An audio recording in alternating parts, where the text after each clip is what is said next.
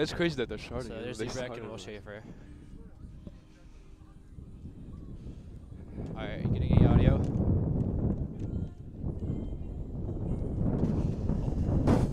Pizza blocks just flew over.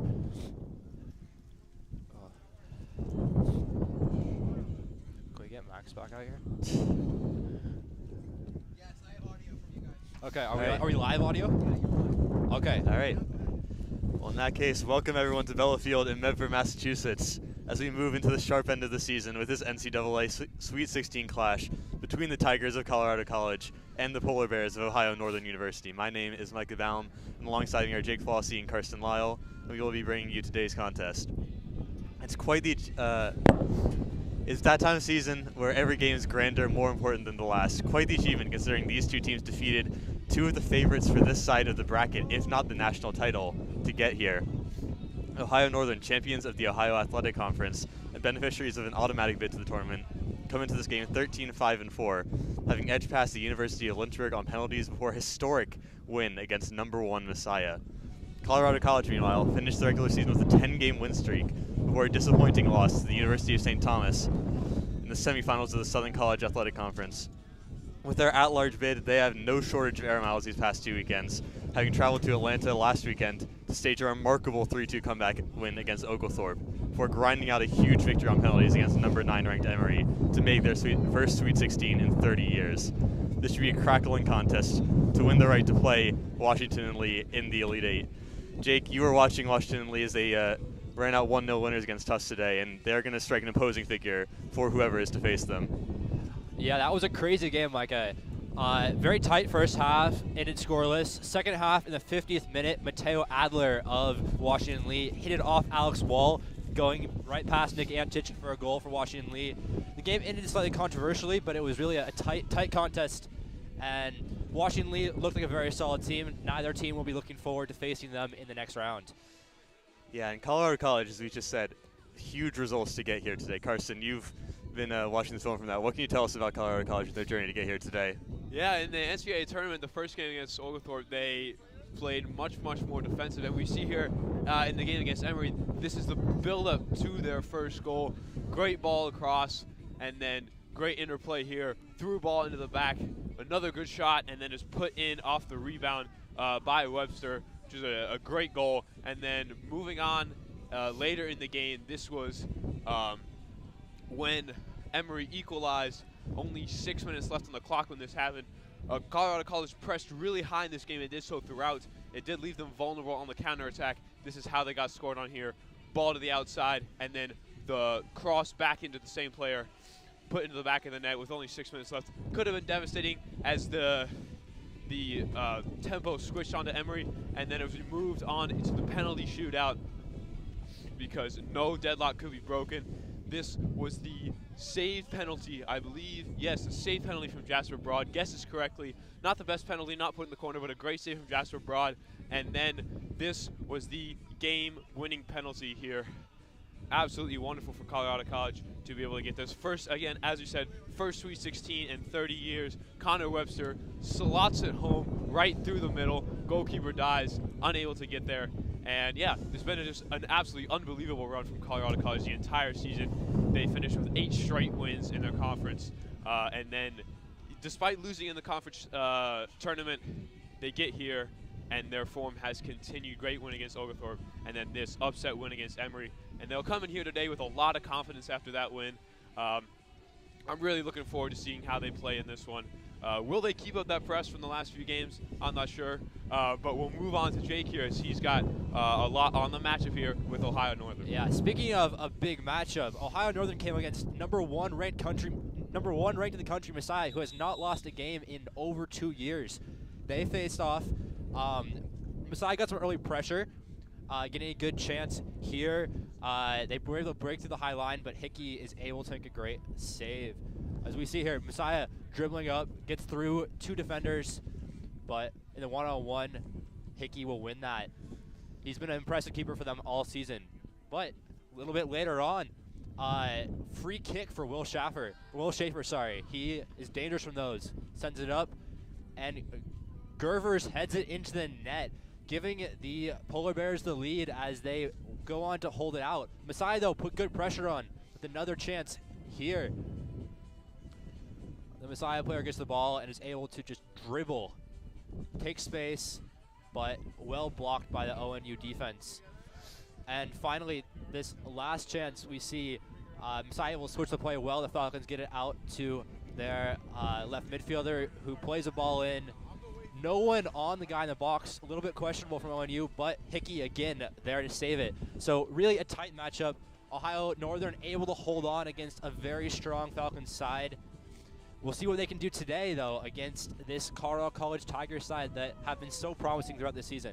Yeah, and this is a very unique Sweet 16 matchup in that these two teams actually met for the first time in both of their histories earlier in the season on September 9th. The game ended in a 1-1 draw in the 9th minute. Connor Webster, the same who scored against Emory, scored a tap-in orchestrated by Alexander Ward and Oliver Ramirez to give Colorado College the lead. But not to be deterred, ONU won the penalty off of Alex Meyerhoff as Kellen Minch was brought down in the box. He scored the subsequent penalty. ONU outshot Colorado College that game 17-8, 6-2 in terms of shots on goal. But Hickey made only one save for ONU. Broad had to make 5 to keep it at a level scoreline. After the game, Colorado College head coach said, Scott Palguda said, "We wanted to experience a competitive NCAA tournament-like atmosphere, and we got it this weekend." Little did he know he was going to get it again today.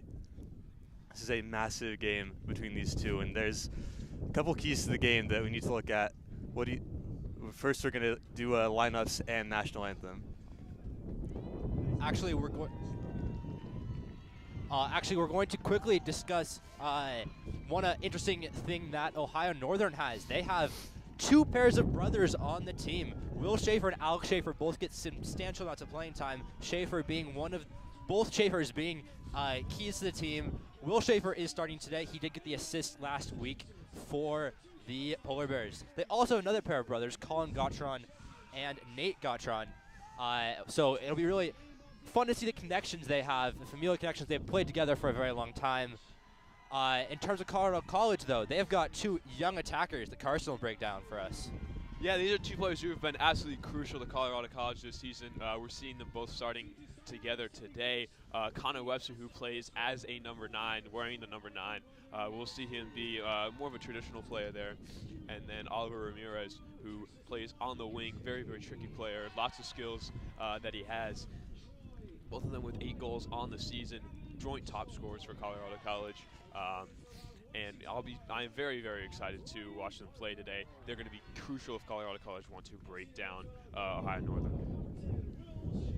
We actually just got an update. Connor Webster, who is struggling with an injury, as we just said that, we did get an update that he actually will not be starting this game. Starting ahead of him will be Zeke Lubin, who we are, I believe. Looks like it's actually Wyatt Lingy. Excuse me, Lingy, who has not started a game this season. He's appeared in every game for his team, but he's getting his first nod at the start today.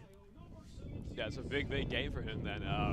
God, it's also a big, big miss for Colorado College. Connor Webster has been really, really important to them this season. As I just said, joint top scorer for them on the year. But Lingy has been very good, 5 goals and 3 assists on the season. And his first start in the Sweet 16, it will be very interesting to see how he plays, if he can live up to the pressure that's being put on him right now. Speaking of a big game, Will Bavier is only 15 minutes away from his high school, Cambridge Latin and Minge. So a little bit of a homecoming for the junior midfielder. He actually came up really big against Oglethorpe, scoring his first goal in 785 days to bring the Tigers over the line. So he'll be hoping to continue his production here, as also being the a member of the first team All-SCAC team. Yeah, Bavier with that goal in the 84th minute. It was an incredible comeback in the first round for Colorado College to get the comeback win over Oglethorpe to earn the right to face Emory.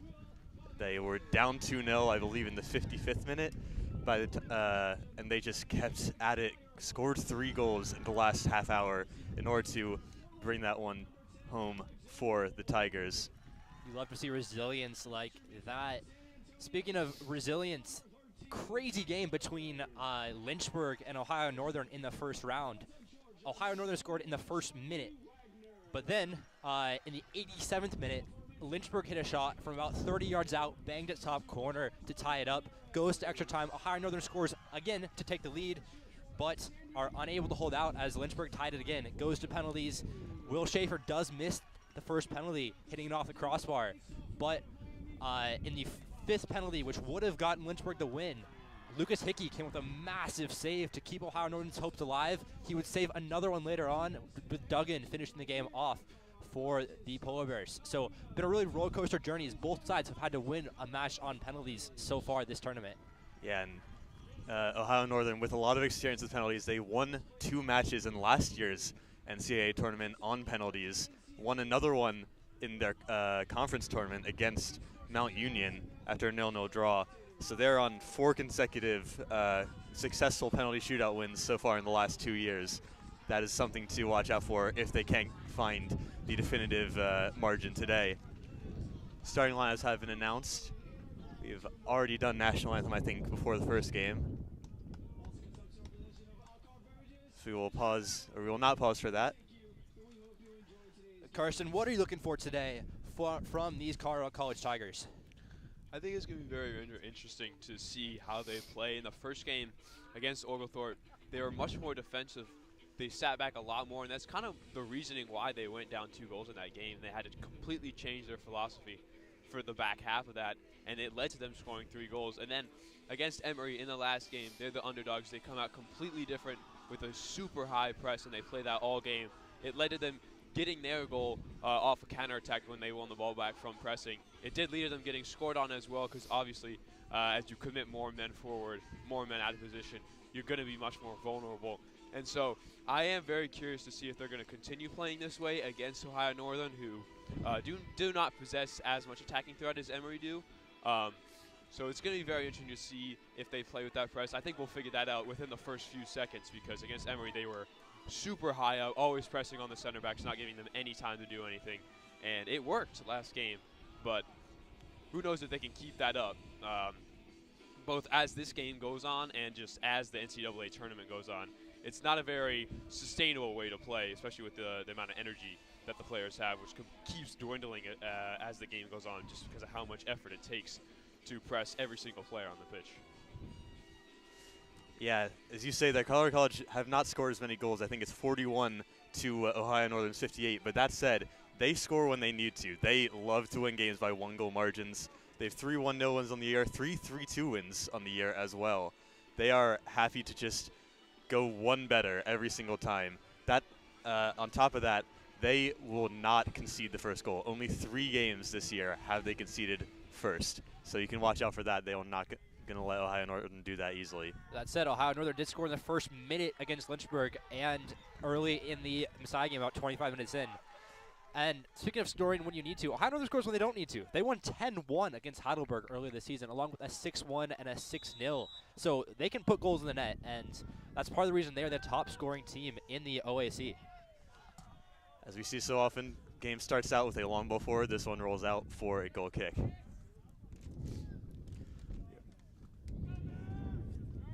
Underway here, 2 goalies in either end. Both have had pretty fantastic seasons, I think, so far. Definitely. Hickey being, I believe, 2nd team OAC, Broad being 1st team SCAC. Really keeping their teams alive in penalty shootouts as well this season. They've been stellar for their respective sides. Yeah, I'd like to bring up a quote from Paltuga after the game against Emory. He said Jasper Broad has had a great weekend. Both games I thought he was fantastic. That shows in the penalty shootout and just the pure amount of saves that he had throughout both games on the weekend. The goalkeeper matchup is going to be crucial to how this game plays out, and I think whichever team's goalkeeper has a better day is probably going to be the one that can pull out the victory here. Yeah, Jasper Broad coming up huge with the save in the penalty shootout against Emory, but also 11 saves in the comeback win against Oglethorpe. Yeah, we expect to see a very close game today. As we mentioned, there was a tie last time these two faced, and both teams coming with a good amount of momentum, as you'd expect at this point in the tournament. Colorado College have had the better possession so far. Them playing in white, Ohio Northern in black. Trying to send it forward, and shielded well there by the captain, number 21, Zebrak. Yeah, Zebrak and Gervers have been a great pair for this Ohio Northern side, often having McKee dropping back, serving as almost a third center back from the defensive midfield. And in that case, Ramirez, who's been tricky and can cause a lot of issues for a defense, is unable to get around Zebrak. Colorado College opting for a long throw here, which can set up almost essentially another corner kick. Really smart play. Karjian lines up the long throw. It's a high one. Bouncing around, and that one got the last touch off of an Ohio Northern player. Will be a corner kick early in the game here for Colorado College. Ward lining up to take this. He is one of the only seniors on the team, one of 3, and one of the few who gets significant play time, but a real key part of this team. Wearing that captain's armband, definitely an important contributor. Lofts one into the middle, almost got the head on it. That was Wagner who got the slight touch on it, couldn't quite direct on target as he was contested well there, I think, by Zebrak. Yes. Good delivery though, and that's a threat from set piece, as you can see already. It's a great ball in from Alex Ward.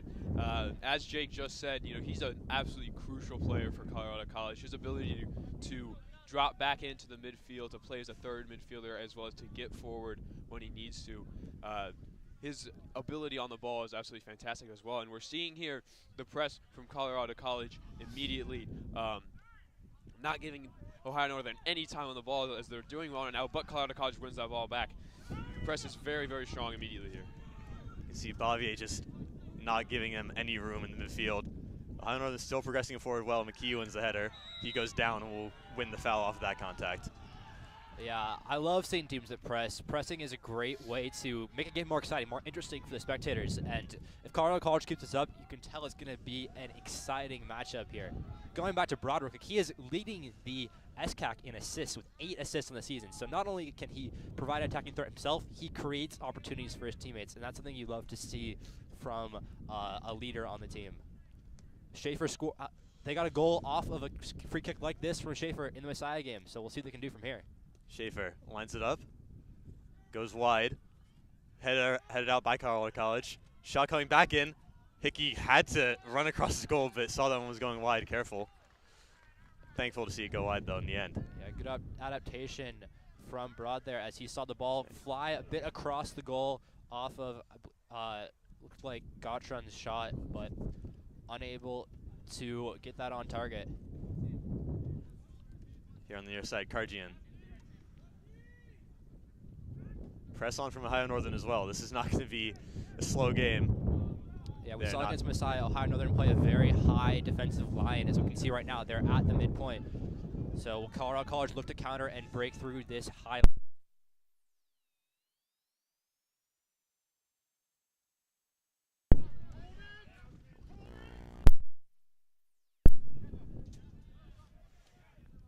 Colorado College, nice interplay in the midfield. Bavier on it.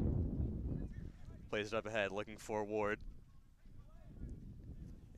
ONU intercept. Ward trying to press from the front. Still battling for it in the far corner. Cleared out in the end by ONU. The touch on it by Marshall. Whistle goes, but they bring that one all the way back. Yeah.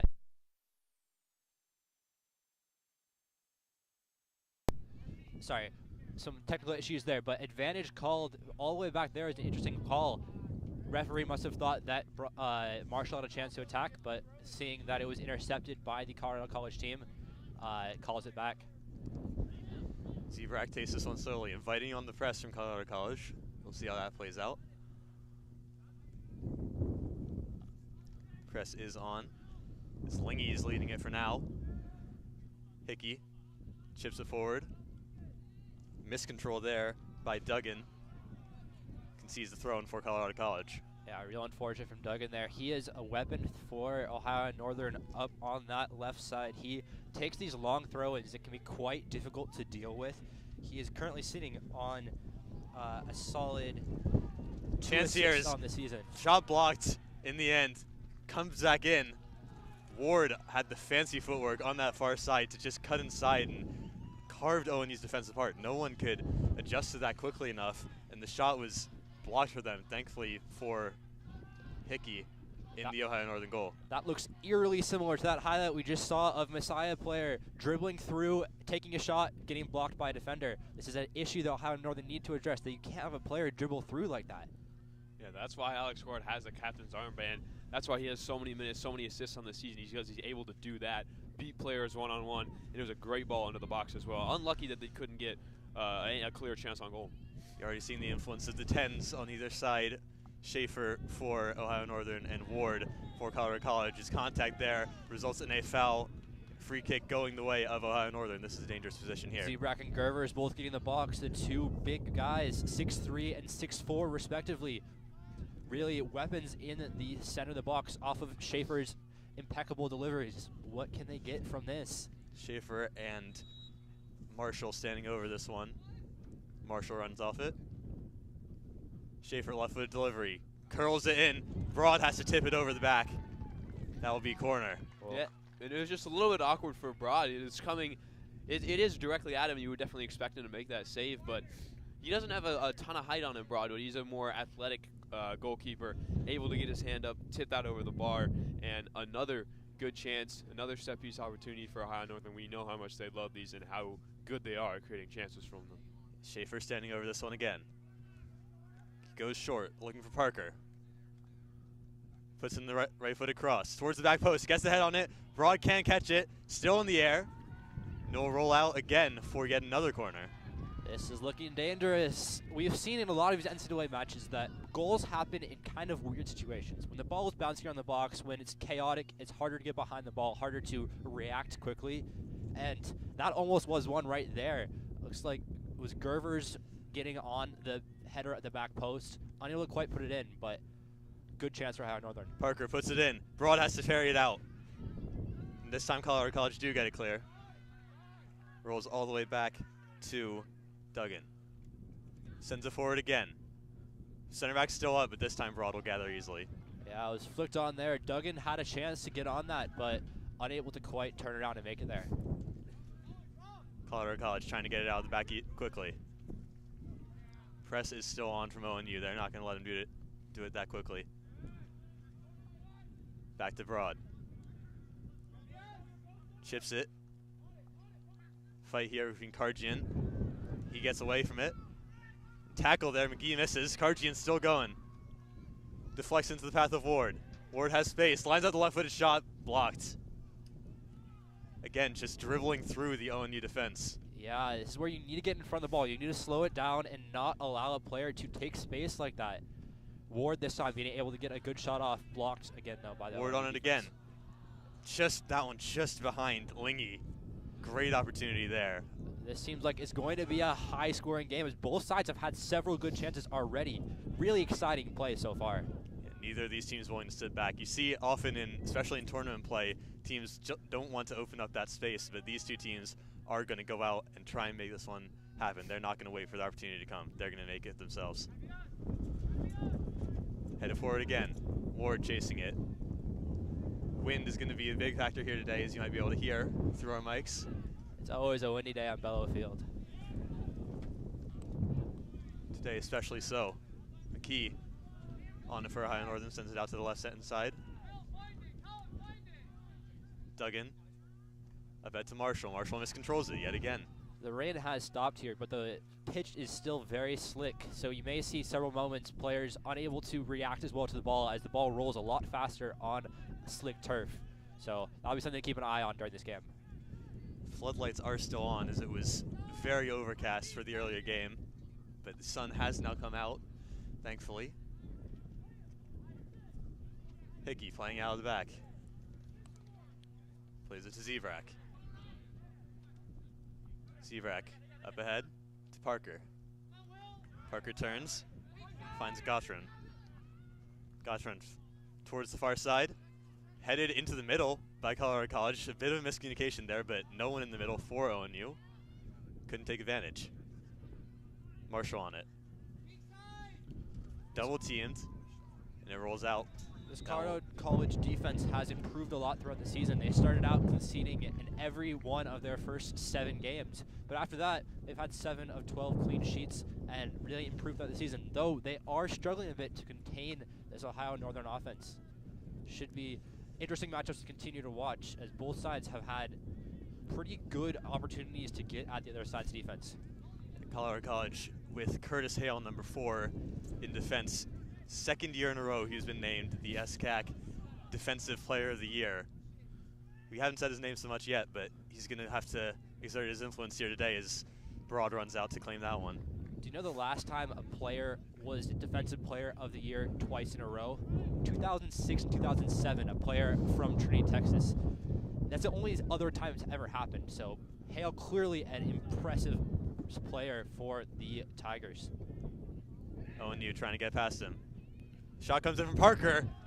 Broad dives, but that one was well wide in the end. Still no opening here, not for one of trying. There have been plenty of shots, plenty of attacks. It's only a matter of time, you have to say, before someone finds the breakthrough. Yeah, 6 shots already in this game, 3 apiece for each side. Clearly a very high caliber, high paced game. Here's Hale. Wins the header. Play it back to Karjian. Karjian back to Hale. Up ahead to Bavier. Back to Karjian. Press is on once again. They play it all the way back to Broad. Slight miscommunication there, but he is quick to it. Ohio Northern is really compact in this field. It's really hard to find any space. But here we go. Bavier finds a little bit of space in the middle. But that's a sign of a successful press if you can really provide no options to the other team. But Carlisle College plays out of it well there. Yeah, excellent turn from Bavier. You really had no options there except to make a play for himself, and he did so wonderfully. The Ohio Northern press is being much more effective than Colorado College's. Shot coming in here, off the post. Hickey was diving. That shot coming in from Oliver Ramirez, and that was a dangerous look from outside of the box. Yeah, when we talked about him before the game, 8 goals, 3 assists on the season. One of 2 players for Colorado College that has been just absolutely wonderful throughout the year. And you see it there, picks the ball up right outside the box, 2 touches outside his feet, and that ball curling just didn't get enough bend on it. You could definitely think that's going in, and the keeper's not getting to that if it's just a couple inches to the left. It's on the ball again. Here's Ramirez on his left foot. Plays out wide looking for Hilliard. Hilliard driving into the box, cross coming in, or ended up being more like a shot, but in the end was neither here nor there. Yeah, Hilliard and Ramirez, both players who received some recognition from the SCAC. Ramirez receiving several votes for Offensive Player of the Year. He didn't end up receiving it, but was seriously considered, as well as Hilliard being the newcomer of the year. The freshman has put up impressive numbers for this Colorado College side. Yeah, I do believe Ramirez was on the SCAC second team, I believe. Second team, yeah. But he also did receive votes for the Player of the Year, so clearly a player who has a lot of respect from the other teams in the league. That ball, but wait, where it is ONU try to find Sommerfeld. We haven't said his name yet so far, but he is their leading goal scorer, 11 goals on the season for Ryan Sommerfeld. Yeah, he had a stretch against those weaker teams in the OAC where he's had 6 goals in 4 games. They're trying to find him again here. Hale is going to let that one roll out of play, though. Yeah, it's going to be a very interesting matchup today. Hale and Sommerfeld, you can see them lining up very close to each other as Sommerfeld chased that one down. It will be interesting because you don't really know who you can back to win that 1v1 because both have been really good this season. Yeah, you assume that Colorado College had tape and were able to figure out that Sommerfeld is a player that they want to deal with. Ward now. Trying to get past, that is Gervers on the far side. Can't quite do it. Again, you just see that was some very confident playing out of the back, the long ball from Broad, and just very cool, calm, and collected to play out of the ONU press. If you want to play with high press, you need to know how to play out of one as well. Yeah, they have managed it quite well, considering how high and tight the ONU press has been. They haven't given up a really dangerous opportunity off the press so far, and have seemed somewhat comfortable even in the face of absurd pressure. Midfield battle here. Played out towards Marshall. He has it, takes on his defender, goes down. He's under pressure there from Meyerhoff. No foul called. Schaefer wins it back. Sends it down the line. Intercepted there by Hale all the way across.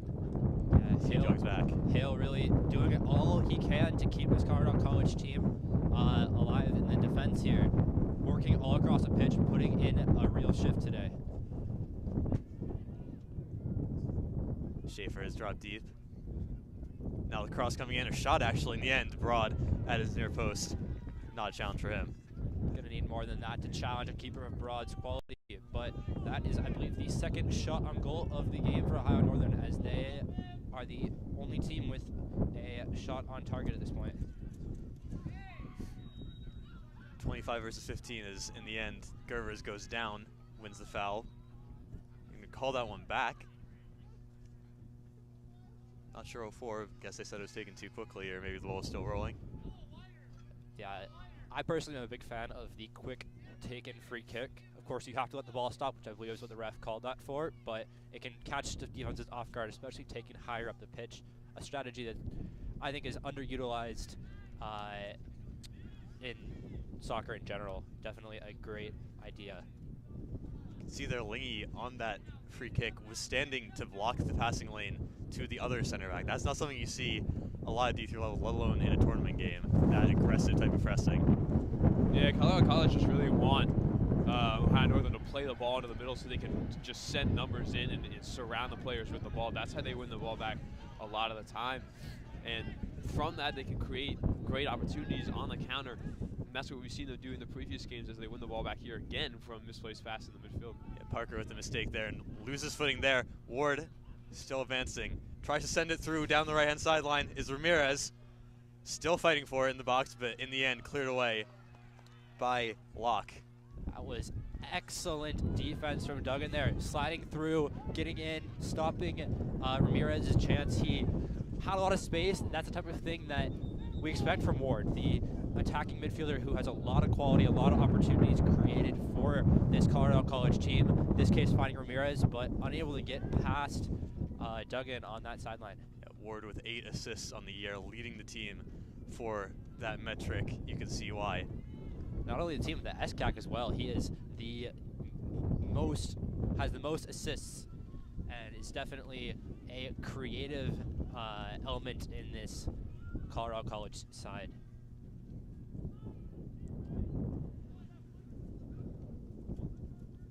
Ball still in midfield. Ward trying to get on it again, can't quite get there. Here's Zebrak. He steps out of defense. Sees the run in the midfield of Schaefer. Tries to play it out wide and intercepted. Now Colorado College has a chance to counter. Ward lays it off for Bavier. Bavier sprinting forward, has space. McKee trying to challenge. Bavier tries to chip it to the other side, can't quite get there. Hilliard regains possession. Drives forward. Shield off of it. Bavier still fighting for it. And away comes Sommerfeld. Neither team able to maintain possession here. McKee now finds Parker. Has Marshall in space on the left-hand side. Outside of the foot, Charisma to find him. Marshall squaring up his defender, cuts inside. Cuts inside again.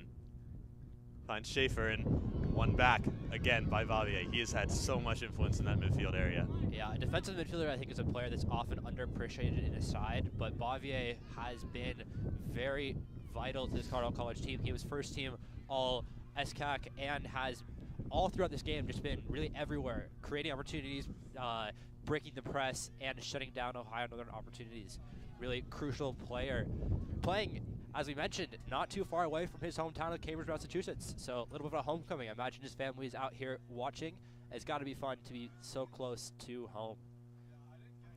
Yeah, he has. He went a long way from home to Colorado College, but as he said, they ended up being placed in their first round games in Atlanta and have gone out there, went back to Colorado Springs, came back out here to Boston. So they have had no shortage of time on an airplane in the past couple weeks. Speaking of time on the airplane, look at the stands. It's packed. You'd love to see the ONU and Colorado College fans traveling all the way out here after going to Virginia and Georgia earlier this week, or last weekend. So love to see the dedication from the fans. It really shows the support and love I have for this program.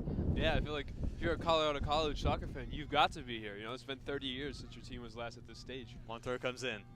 Shot volley comes in. Wide. Unbelievable technique there from Lingy. That was beautiful, the way he just set that up and couldn't quite get on target, but what a technique there. Yeah, takes it down off his chest, looking to hit the side volley with his right foot, just doesn't get enough contact there. You got to hit the laces and you got to hit it really clean. especially in order to beat a goalkeeper of Hickey's quality. Just couldn't get enough contact on that. But again, another good opportunity for Colorado College, and if you're Ohio Northern, you can't be leaving players open on the edge of the box like that. You can see why the freshman from San Diego has gotten so many opportunities in his first year. Yeah, really dangerous from Lingy. As we just saw Roberts check in for Ohio Northern, providing a different opportunity there. The junior from Carroll, Ohio.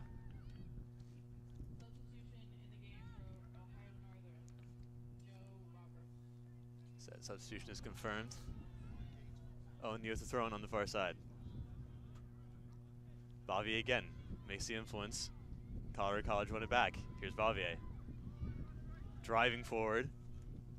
He's slowed up slightly. Colorado College forced to play back.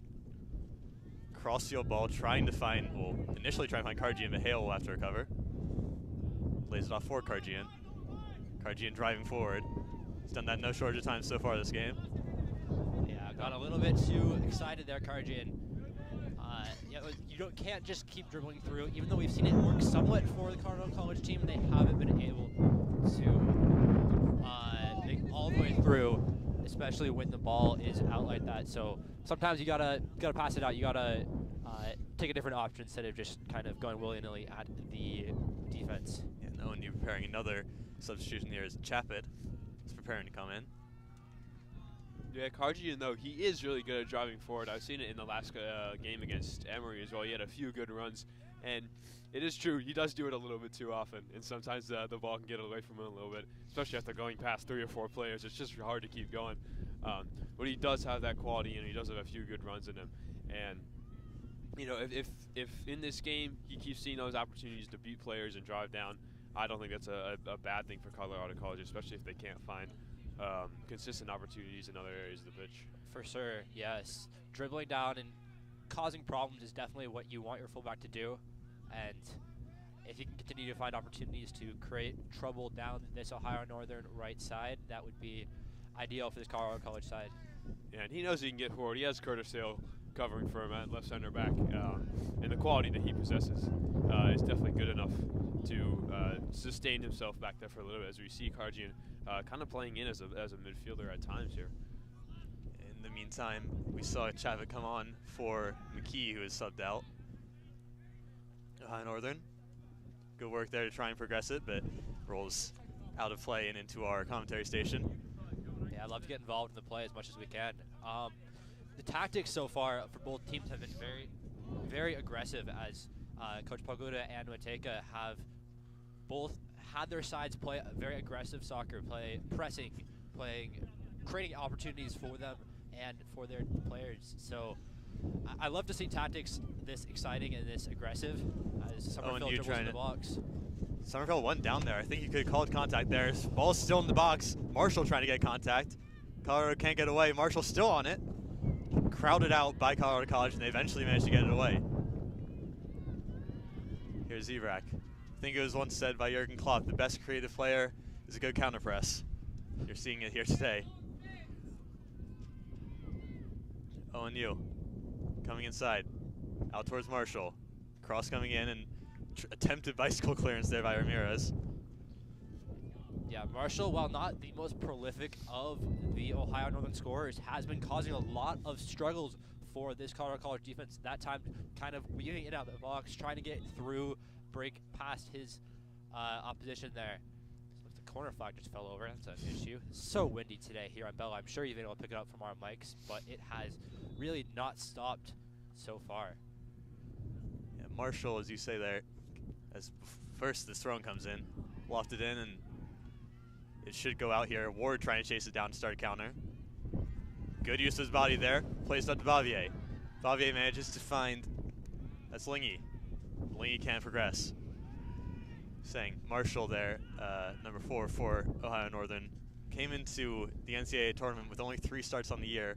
Got the start against Messiah and gets started again today. So really forces himself into the coach's plans. And we can see why Coach Mateka keeps favoring him, as he's providing opportunities really dangerous out on that left forward position. Meyerhoff has really had his hands full today from Marshall. keep feeling confused seeing number 7 playing it right back. It's not a typical numbering scheme. I mean, you see normally 7 from your winger, so maybe he's a bit of an attacking fullback. So, though I do agree, it is a little disconcerting. Ramirez trying to flick it through to Ward. Ward can't quite get there. Just ahead of him was Ramirez's through ball, and Hickey will pick it up. Love the little Travella through ball to Ward as he is not quite able to get on the end of it, but this creativity from Ramirez is really exciting and fun to watch. Yeah, I just needed to put a little bit less juice on that, but we've seen him do that all season. He's definitely been one of Colorado College's most prolific creators, him and Ward.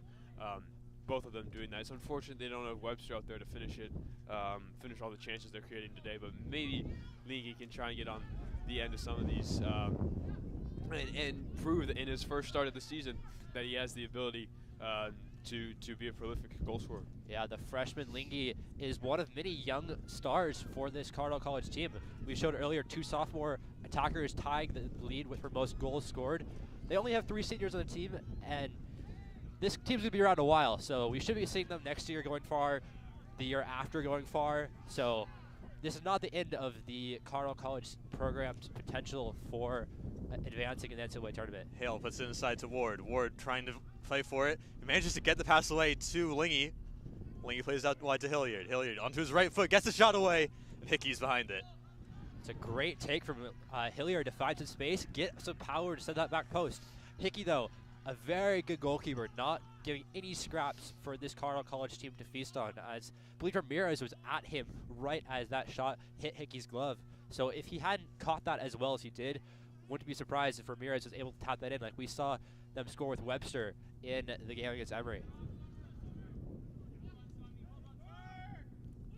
Sommerfeld has been dropping back a lot today, but we've seen him and Shermer interchanging on this near side. Sommerfeld does like to play that more of a creative target man, number 9, who provides the hold-up play, number 9, who will drop back, create opportunities for his teammates instead of just playing more of a sprinting, pushing up target man. We're going to get a couple substitutions for Ohio Northern coming in soon. Colorado College has not made a substitution yet. Yeah, they're definitely a team that likes to play with a more consistent lineup. We've seen them start pretty much exactly the same players today. I think maybe one change from the last game against Emory, but they know what works. They know how to win games. So why change it, especially in this game, which I think they definitely have been the better team so far and created the better chances. Just have to think how good is their conditioning if they can afford to play this kind of high-octane football for 90 minutes. The only obvious change for Colorado College, of course, being Webster not playing. Here's ONU trying to get the attack off. Marshall still with it. Gets the ball on the ground, but eventually cleared away. Seen second play in 2 minutes off the ground. First Ward at the left side of the field, and now Marshall at the other end. Yeah, and talk about the fitness for Colorado College. They are from Colorado Springs, which is at very high elevation, so you imagine they have trained a lot and are very fit playing here at sea level in Medford. So that is a little bonus they have. Ohio Northern, I believe, is also on relatively low elevation, so don't discount that elevation bonus, because that really can take the wind out of you if you're playing from sea level to elevation, and the opposite way around, you get extra wind. You're more able to run with pace if you are playing from elevation. As we mentioned, that Colorado College do make a sub as Stefanski comes on for Lingy. Libby coming on as well for Colorado College.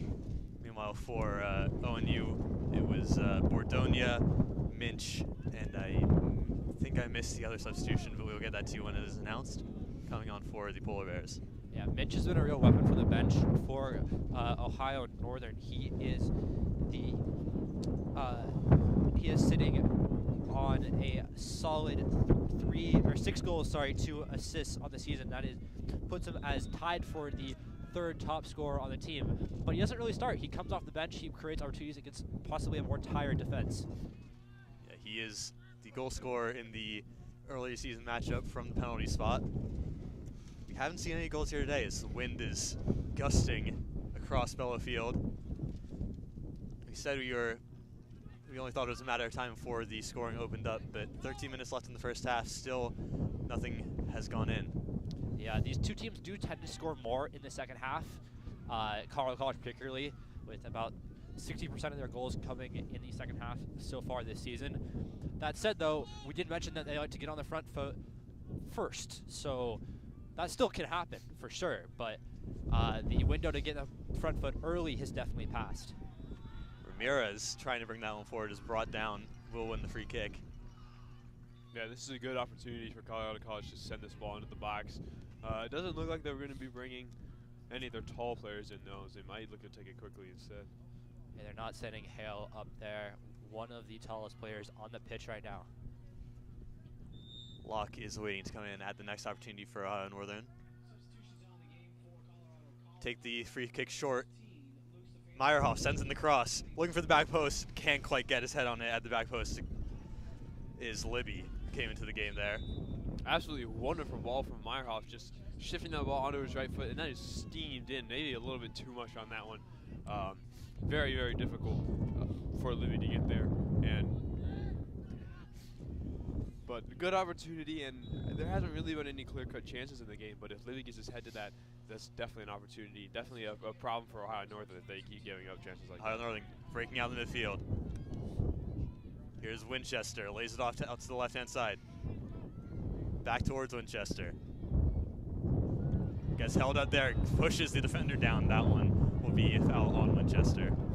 Winchester, another one of those players for Ohio Northern who comes off the bench and causes issues for the opposition. He is sitting on a very respectable 5 goals of the season. Yeah, another non-starter. So good weapons from the bench there for the Polar Bears. 5 goals from 6 starts is not a bad return in any stretch of the imagination. Ohio Northern on it again. Have won the midfield battle a couple times now. Here's Schaefer driving forward. Running at Hale. Hale comes in with a slide tackle and times it perfectly.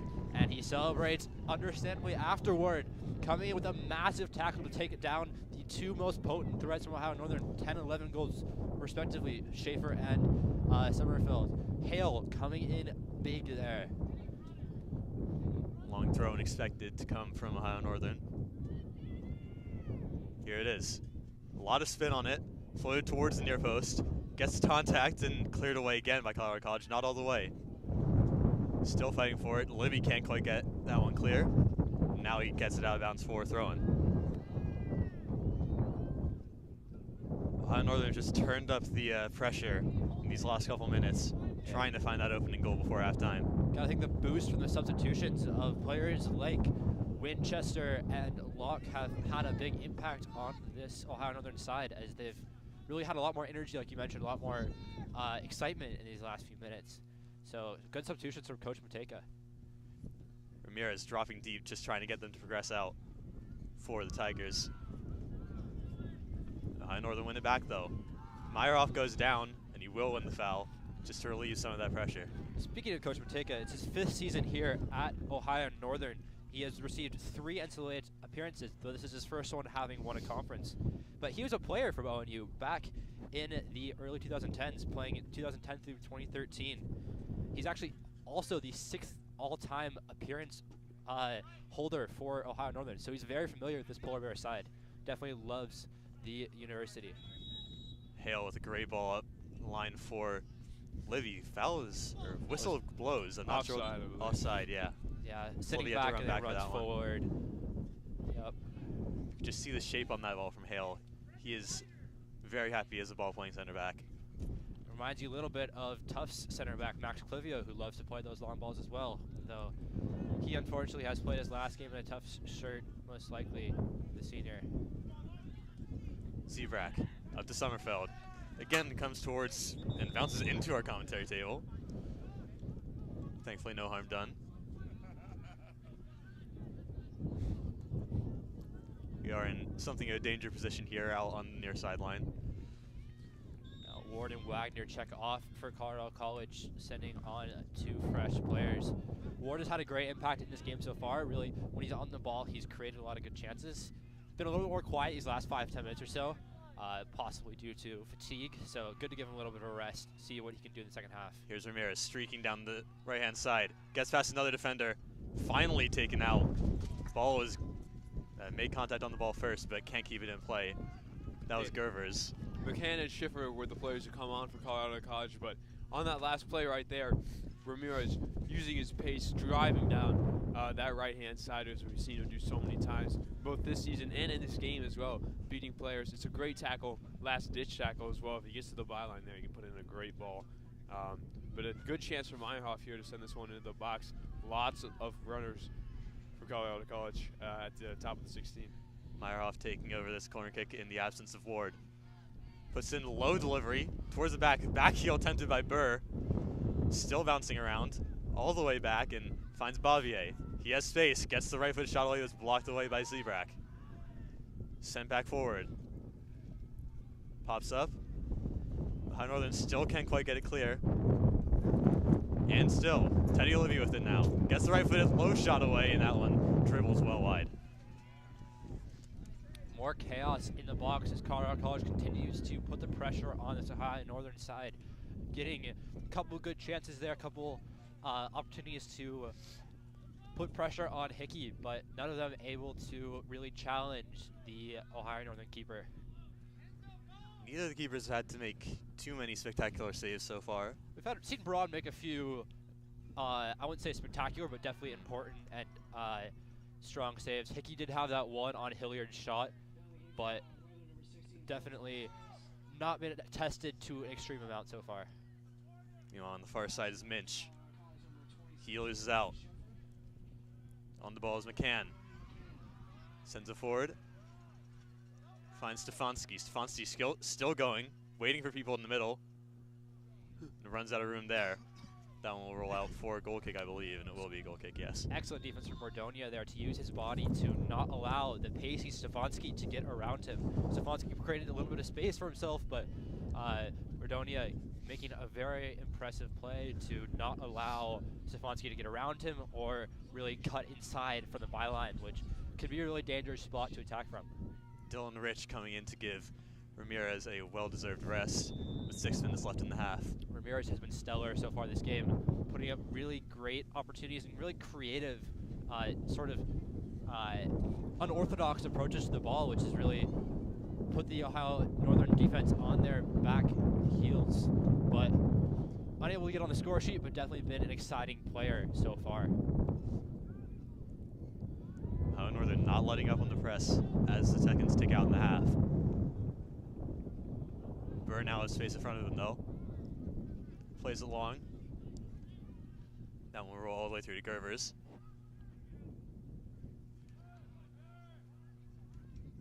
Still in midfield, Ohio Northern trying to progress forward. They've broken one line and now pushed down by Bavier. That one will be a free kick. Minimal contact there, but Robert's going down. Bavier getting the foul call on him. This is another very dangerous opportunity as Schaefer can play these balls in from here, and this looks very similar again to the goal that Ohio Northern scored against Messiah. Free kick from a little bit past half field.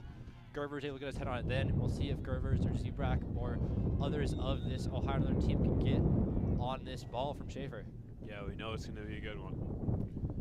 Schaefer lofted towards the back post. Whistle goes, and it goes the way of Colorado College. Looks like it was a foul in the box there. Possibly a shove from an Ohio Northern player. Danger averted for now. So momentarily, Alex Schaefer is going to come in, the brother of Will.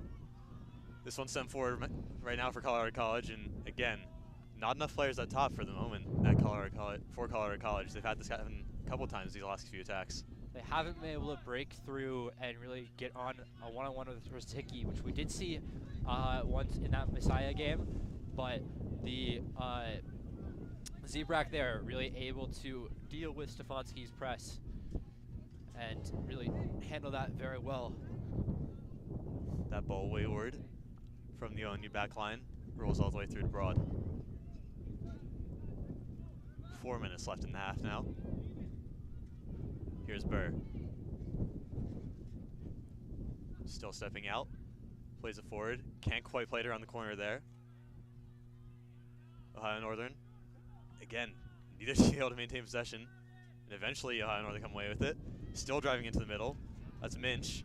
Tries to get it across to the near side, and Vlasteris can't quite do so. getting a bit scrappy in these last couple minutes. It's also getting very windy, Micah. Yes. As our tent is very hard to keep down at the moment. Quite a windy day, and that will definitely affect the way the ball flies in the air. No contact, no foul called there on Hale. Certainly seems to be contact. Colorado College escaped from that one. Back to Broad. Head to Karjian. Back to Hale, and he'll send it up in the air. And that's the objective of the high press there, to force the ball to be played up. We're going to call offside again. Another over and back call as the Stefanski is sitting a bit high to keep some pressure on the Ohio Northern line, but is not prepared for when the ball is played up. Yeah, you mentioned the Ohio Northern high line, that coming into play again the second time there. But now to deal with Stefanski's pace, we see Zebrak sitting a little bit further back. In case the ball is played over Gervers, he can cover it and sweep for it. Alex Schaefer will now come in. He will sub in for his brother, Will. A like-for-like trade as both Schaefers get to play in that attacking mid-spot. Surprised, honestly, Alex hasn't come on earlier in this game. He's been important for this Ohio Northern side. But Will Schaefer has put in a great work for the Polar Bears from that attacking mid-roll, creating a lot of opportunities and really having some good interplay with the forwards, whether it be Summerfield or Winchester. Yeah, we've seen him drop back a lot too, receiving the ball from the center backs, trying to turn and progress it a little bit. Although we haven't really seen either team have long spells of possession. They've kind of gotten into more scrappy moments. So I think it'll be interesting to see how the coaches change that tactically in the second half, because I think that both teams have the potential and the capability to control this game more. But at the moment, I don't think that tactically they're set up to do that right now. Yeah, and I think that speaks the lack of control either side's been able to have the game is due to the just pressure that both sides are applying to the other. They both want to put their team on the back foot, and that means it's really hard to hold the ball if the other team is pressing as high as they can and high as they are. So tactically, it's hard to possess and control the ball when you're facing a team moving as fast as both of these teams are. Yeah, especially when you're the team pressing and then you win the ball back. A lot of your players are not going to be in consistent positions because they're going to be chasing the ball around the pitch. So that makes it even harder to maintain possession after you win the ball back. 1 minute left in the first half. Ohio Northern in the attacking third for the moment, just trying to press for something going into the break. We've got Locke on the throw right now, and he can definitely send it in. This time they're not opting to bring players into the box, but that's a weapon that they have we should watch out for. Sent forward to the far side. Here's Listeris. Can't get past his defender. Wins it back though, goes down under pressure, wins the free kick. This is a big opportunity here with 30 seconds left in the half. They've got to take it quick as time is running out. Never mind, the ref calls for the clock to stop. 24.2 on the clock as Alex Schaefer is going to stand over this one. Yeah, and I'm sure Alex Schaefer is capable of sending a good ball in, but they will be missing Will Schaefer's deliveries here a little bit.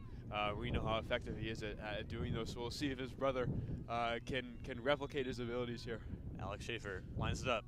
Chipped forward towards the back post. Broad leaps up and catches that. A little bit too tight on the keeper there. That's Broad's all day. Not many opportunities for a header from a tall Ohio Northern player. So a little bit too far toward the keeper from Alex Schaefer there. That will probably do the half as Broad just sends this one forward, and it will roll around as the clock ticks down to 0. And that will be the half. 0-0 at halftime between Colorado College and Ohio Northern. What are your thoughts so far in this first half? I've enjoyed it a lot, Micah. It's been a really tight game. Both sides putting a lot of pressure on. Both sides playing a very exciting style of soccer, creating really no comfort for either team. So it's been really fun to watch. Yeah, no clear-cut chances yet for either side. I would say the best one being that shot that hit the post from Ramirez. So in the second half, I'm sure there will be a clear-cut chance for someone. It'll be interesting to see who can get that first.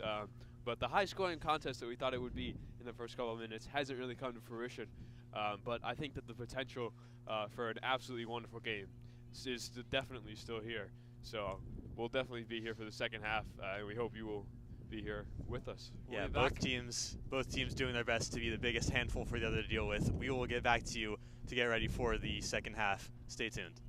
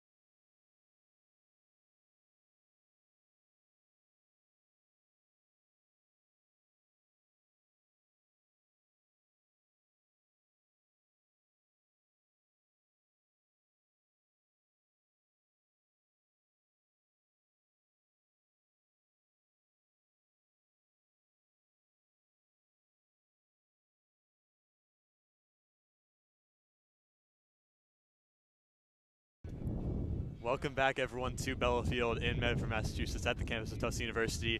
0-0 is the score here between Colorado College and Ohio Northern. There's plenty of other games going on around the Sweet 16, though, as a lot of interesting score lines going on. Yeah, for sure. As we have Mary Washington was defeated by Washington College earlier today, 1-0. Amherst defeated Occidental College 1-0 in double overtime. Crazy game out there in Amherst, Massachusetts. Connecticut College, another NESCAC team, is currently beating Montclair State 2-0 at halftime. SUNY Cortland is beating Middlebury 1-0 in the 30th minute. Last night, Chicago defeated Calvin on penalties, so the former champions are still in this tournament, hanging on by the skin of their teeth. St. Olaf defeated Wisconsin Eau Claire in a barn burner of a match, 4-3. Eau Claire equalizing 3 times before Olaf finally pulled ahead at the very end. And of course, as we mentioned earlier today, Washington Lee defeated Tufts 1-0. So the winner of this game will be facing Washington Lee in the playoffs. We have a little bit of a map graphic for you all. We can see that the teams are there's only 2 teams really far away from everyone else, Colorado College being one of them. Yeah, these are all of the teams that were in the Sweet 16. Some of them have been eliminated. Only 3 teams in this entire Sweet 16 group are west of the Mississippi. Of those, Occidental, as we said earlier, were eliminated by Amherst. St. Olaf, who are just a couple miles west of the Mississippi, so just about fall into that category, as you just said, managed to get past Wisconsin Eau Claire. So they are still in. Colorado College, still really the flag bearers for the west of the U.S. into the Elite Eight if they can get there. Yeah, the Northeast has a ton of schools in the Sweet 16, which makes sense. Most of the D3 colleges are somewhere north of Virginia, really.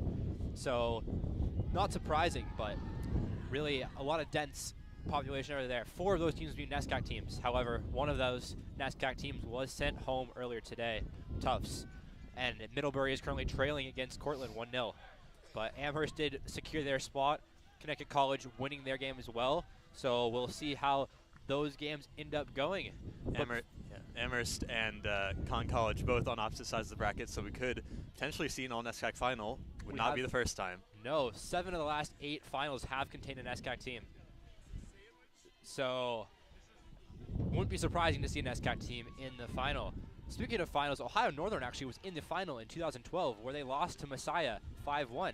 They got their revenge, though, last week, as we saw. Messiah losing 1-0 to Ohio Northern. So, a little bit of delayed revenge from the Polar Bears. Yeah, these are 2 teams with some history in these tournaments. As you say, the 2012 run from Ohio Northern to the final. And Colorado College themselves in 1992 went all the way to the Final Four. That was a crazy year for them.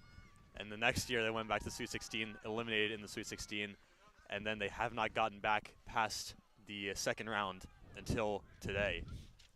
Quick. Go ahead.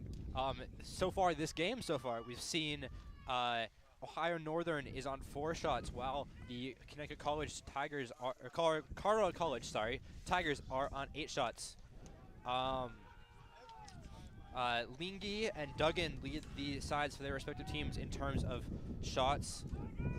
And it's really been a balanced game, as we can see by the stats. Colorado College has put a little bit more pressure on this Ohio Northern team, but really could go either way in this second half as it begins. Weather is about high 40s here in Medford, Massachusetts. The sun has come out, as it was not there in the morning, as foul is called here. The main factor, to reiterate, is the wind. At halftime, there is a large gust that blew away most of our commentary notes. We managed to recover them, but it's been a difficult challenge for everyone on the field, including the people, and the people off the field, for that matter. Yeah, I'm sure everyone can hear at home the wind blowing on our mics. It has really been very severe. We apologize for that, but there's nothing we can do to restrict the weather itself. Colorado College trying to keep this one in play. Bavier had a fantastic first half. Can't quite keep that one in play, though. Yeah, we were talking at halftime, Mike, that Bavier has really been one of the top players for Colorado College we've seen so far, really impacting the game in all different measures, defensively, attackingly, That's not a word, but we're going to keep going with it. And really able to create opportunities, spin around, get some space. He had a nice little Maradona spin move earlier in the game to break their press. Another one right there. So really been a star player for this Colorado College team. Here he is, driving into the box, forced out wide. Still hounded by 2 defenders, stays up with it, and no foul called, rolls out for the goal kick. If you're just joining us, I should reiterate, my name is Micah Baum, alongside me Jake Flossie and Carson Lyle. Yeah, and right there, unfortunate slip from Bavier, but the turn, again, was excellent. Seen him, as Jake mentioned, do that so many times in the first half, and just his calmness and control on the ball is very, very admirable as he, I think, deflects that ball a little bit to help Colorado catch the ball back, and Ramirez now has it as they are working some great interplay right here in the midfield. Ramirez just loses out there, but still fighting for it is Lingy. Stepped into the reach with the absence of Webster up top. Yeah, going back to that slip there, we mentioned earlier that the pitch is still slippery from the rain we saw earlier today, raining most of that Washington and Lee Tufts matchup. So I'm surprised, honestly, we haven't seen more slips at this point, as it's not easy to get a good grip on this turf right now. So another factor we could continue to see throughout this game. Yeah, this game, when we originally looked at the forecast, the rain was set to continue throughout it, but almost clear skies now. We are thankful for that at least. Yeah, as we move to Thanksgiving, we're very happy that we don't have to deal with some rain on this pitch right now, because that does make it much less pleasant to cast. It is more fun to play in the rain, though, I will add. Interesting take. Here's ONU. Towards Marshall, scoring at Meyerhoff. Tries to cut it back, but no one is there. Runs all the way back, and then tries to send it down to the right side to chap it. No good there. Marshall trying to stay on side. Sent to him. Meyerhoff gets the tackle in. Marshall comes away from it still. Still going. Onto his right foot. Gets the shot away, but blocked by Hale. Comes in again. Deflected out, and that one should be corner. Will be corner. The other player we were talking about, Micah, was Marshall, who has been really dangerous, weaving in and out of the Colorado College defense there, creating a great opportunity, getting past Meyerhofer, getting a shot off. So really impressive play from the winger. Yeah, Curtis Hale just standing strong there, not being influenced by any of the body movement from Marshall, any of the tricks that he was doing. Just standing strong, and then that goes out for a corner. Schaefer sends in the corner. Over everyone. Marshall on the back post. Recovers. Puts in the cross. Cleared away by Burr. McKee trying to maintain possession here. Forced all the way back. Ball defended there on the set piece to Colorado College. Nutmeg there is Ohio Northern driving down the right-hand side. Still going. An interception there by, that was Bavier, excuse me. All the way back in the box. Forcing that one out for throwing. Yeah, after the start of this second half, Ohio Northern has really come out on the front foot, putting a lot of pressure on this Colorado College defense. We've seen Hale, Bavier, several other defenders hold strong for Colorado College, but not a promising sign if you're a Tigers fan at this point. Throw in. Hale gets the touch on it, and whistle goes, ostensibly for a push. Yeah, hard to tell exactly what happened there, but the ref is much closer than us, so understandably he would have a good angle of that. And for those following the other matchups today, SUNY Cortland has scored against Middlebury. It is now 2-0 in that game. Middlebury were ranked as high as 3 in the nation in some of the recent United Soccer Coaches polls. They are, well, they were ranked #1 in the NESCAC tournament, fell in the semifinals to Tufts, who in the end fell in the finals to Amherst. So Middlebury still, you'd expect them to win that game, losing 2-0 now. Ward now here, plays out to Hilliard. Hilliard tries to slip it through to Lingy. Lingy's still going, can't get the shot away, finally does, and it's met by Hickey. Yeah, Zebrak not giving him any space to work there. Hilliard doing a great job to find Lingy. Lingy holding on the ball, really excellently done to not give up the ball, but Zebrak not allowing him any opportunities to really get a good shot off to test Hickey. Yeah, Hickey closed that down really well, gave absolutely no angle. Hilliard sends in the corner, all the way in almost, cleared off the line by Ohio Northern. That was Marshall. He can do it up top, he can do it in the back as well. Getting the ball off the line, not allowing this Colorado College team to get what could have been the opening goal of this matchup. Nearly a goal Olympico from Hilliard. Just scrambled out at the last second by Ohio Northern, by Marshall on the line. Yeah, and a little bit of shaky goalkeeping from Hickey. You wanted to take more control in his box there and either catch that or punch that out, because it seems to have went right over his head, and that's what caused all the confusion. Meanwhile, going the other way, here's Sommerfeld. Trying to launch the counter. Has 2 players to his left. Now he's all the way behind them. Still going past Meyerhoff. Into the corner. Hale steps in again. Great tackle. Yeah, Sommerfeld holding on to the ball just a little bit too long there. He had Gottschalk making a run into the middle. If he had found him, he probably had space, instead getting shut down by Hale. Good interception there by Shermer. Ball loose in the midfield. Ramirez running onto it. McKee wins in the end. Back to Marshall. Running at Meyerhoff. Cuts inside. Goes back down the outside. Cuts in the left foot across. Touch on it by Hale. Bavier will have the opportunity to clear it. Still holding onto it in his own end. Meyerhoff's clearance is deflected. Ward pushed in the back there by McKee, who lost footing, but elbow was in the back. Right call. Yeah, Marshall's continue to have Meyerhoffer's number here on this left side, continuing to get past the Colorado College fullback and create issues for this defense.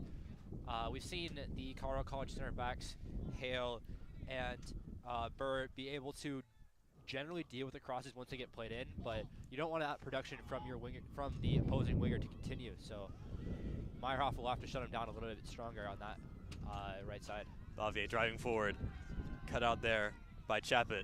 Still rolling in the middle and cleared away decisively this time. Hale challenges for it, wins it. Send back forward, Cargian intercepts. Into the middle. Back to Burr.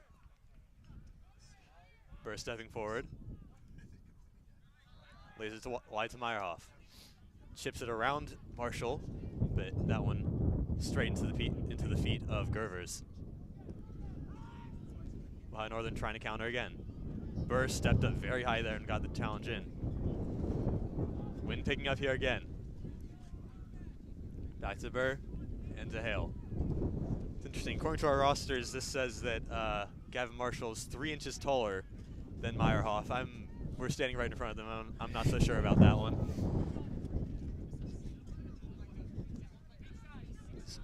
Meyerhoff only listed at 5'6" and Marshall 5'9". Yeah, definitely a lot closer than the schedules would, the rosters would appear. We've seen a little bit more of a settle into possession here from Ohio Northern, which, Carson, you talked about at the end of the half, that neither side really able to possess the ball. In the second half, Ohio Northern has held onto the ball a little bit more. As I say that, they lose the ball, but they were able to pass around the back for a while. But Colorado College with the ball now, can they create an opportunity here with Ward? Ward tries to chip it forward, gets it around the player to Ramirez. Ramirez bodied off of that one by Gervers. Speaking of height differences, Gervers appears to have about a foot on Ramirez and is able to get that ball solidly cleared out. Now on is Chaput. Plays it out wide for Duggan. Again, Ohio Northern just settling this one in the back.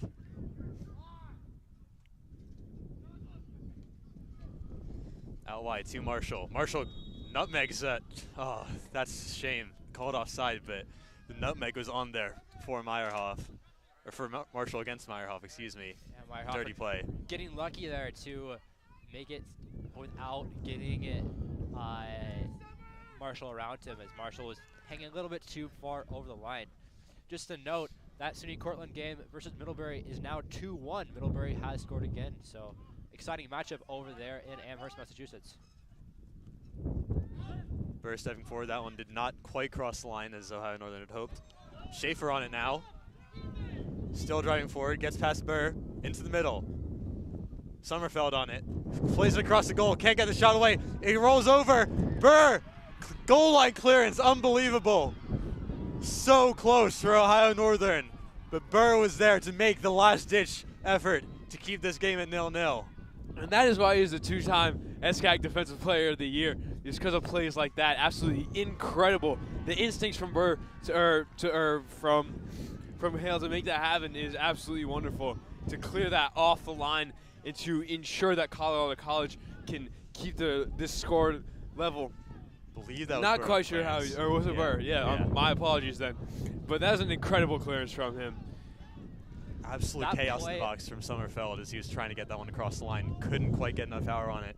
And Burr took the slightest of margins and made it count. That play started though with some excellent link-up play from Gottran, spotting Schaefer's run on behind, doing a cheeky little layoff behind him, which allowed Schaefer to find Sommerfeld, who got it back to Gottran, who just almost got himself on the score sheet. Good link-up play from Ohio Northern to create that play, but even better play from Bird to keep Colorado College in this game. That's definitely the most clear-cut chance that we've seen. Definitely the closest the ball has gotten to getting in the back of the net for either team this game. To be fair, both sides have had a goal line clearance, and we saw Marshall get one earlier in this second half, so definitely opened up a lot more in this second period of the game. Yeah, both teams just getting a little bit sloppier. The chances are coming a little bit more now, more free-flowing, as we have another chance here off the set piece, which means it's definitely going to be dangerous, as this one's sent in by Schaefer. Yeah, Will Schaefer standing over as he has for every set piece he's been in the game for. Center backs up. Sends it forward. Headed out by two Colorado College players. Still not clear. Meyerhoff trying to launch the counter. Tries to send it ahead for Hilliard, but not enough on it. Coming away with it is Gervers. ONU. Players are running forward, trying to get this one, but still can't get past Colorado College players. This is Ward trying to get away from two of them. ONU getting forward again. Schaefer is offside. Normally we see the offside rule applied where a player is making a run behind, but we've seen, I think, 4 times in this game where a player has pushed back from an offside position after the ball's been played. So correct calls all 4 times by the referee, but not the way you normally see offside called in games like this. So interesting to see slightly different take on it. Colorado College now pressing forward. Ramirez can't quite get the touch on that. Nor can Bavier. McKee trying to head it out. Sommerfeld does the business in the end. McKee on it still. Across the field looking for Shermer. Gonna get a substitution here momentarily as Roberts is gonna come back in for Ohio Northern. His contact there. That was Bavier's an elbow down. to the head. It was not intentional, but I wouldn't be surprised if a card comes out of that. Glad to see Bavier get up quickly, though, because that could do some significant damage if taken badly. Karjian sliding tackle. Colorado College can't maintain the possession for it. And irate crowd, it looks like, for Colorado College. They are very vocal at the moment. We've heard a couple chants from the ONU crowd of "Let's go Bears," but Colorado College haven't been quite as unified in their chanting. This one, though, just loud, we can tell you that much. And for those who watched the Ohio Northern Messiah game, we could hear through the mics of the Lynchburg crew that the Go Bears chant. Cross coming in towards the back post and headed out clear by Karjian. Still a chance here. Sommerfeld puts it in. Hale's in the way. Sommerfeld with it again. Right footed low cross, and Hale once again in the way. Another cross comes in. This time Meyerhoff volleyed over. Marshall couldn't quite get the right contact on that one.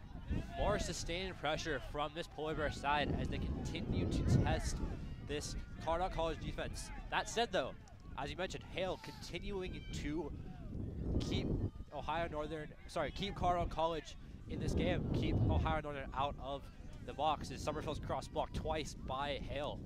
So excellent play from the 2-time SCAC Defensive Player of the Year. Yeah, I can't remember a single time in this game where either center back for Colorado College has made a mistake. They both have been incredibly strong in this one. And while, yes, Ohio Northern are getting more chances, those 2 center backs are making sure that they do not have any clear-cut ones. As that one falls out to Marshall around a minute ago, and he just can't get good contact on it because he doesn't have the time or the space. Trying to attack again. Sommerfeld inside to Schaefer. Couldn't get it back to him.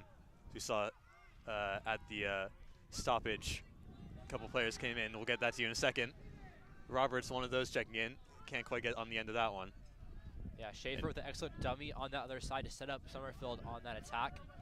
They are unable to connect through the two Ohio Northern leading goal scorers, but McKee and Ward got very tangled in terms of their feet there, and referee looks at that and decides that on balance of things it was a foul on McKee. So Libby, who came in for Colorado College there, and Roberts for Ohio Northern.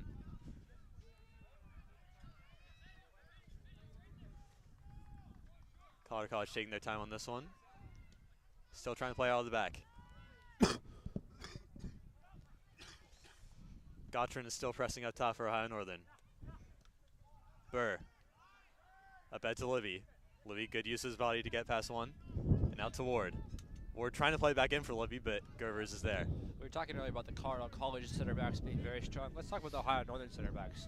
Gervers and Zebrock have had a great game up to this point. Gervers continually stepping in to shut down Colorado College chances, really neutralizing Ramirez in the second half. He has not been as dangerous as he was in that first half, as he gets fouled right now by Gervers, it looked like. So still neutralizing him, but not in a legal way in that case.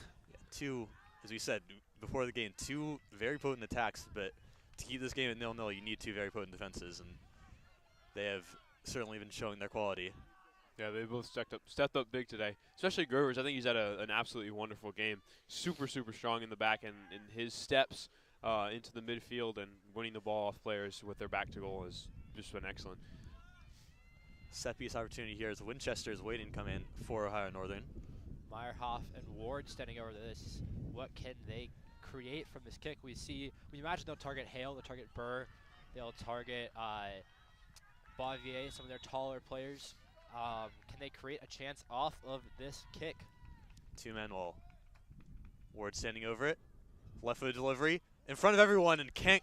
I think that was an Ohio Northern player actually got the contact on that one to head it out. It was curled almost too much for the Colorado College players to get their heads on it. Very severe in-swinger there, as it looked like Gervers was able to get on the end of that, but it was quite difficult to tell. Improvised cross there from Ward. Still bouncing around to the top of the box. Eventually, Ohio Northern managed to hook it clear. Here's Gautron. Bavier wins it back in the field for about the 13th time this game. Hale. Hale again, looking for Bavier. Out wide to Hilliard. Hilliard, good use of his body there to get past one.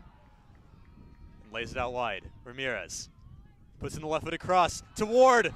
Great glancing header, but behind it all the way was Hickey. Gotta ask some questions of the Ohio Northern defense there. Why are there two unmarked men in the box? Ward and Libby both open in that back post. Hickey able to stop Ward's header, but that's a real severe oversight from Ohio Northern defense, allowing those players to have space to make a chance off of that ball.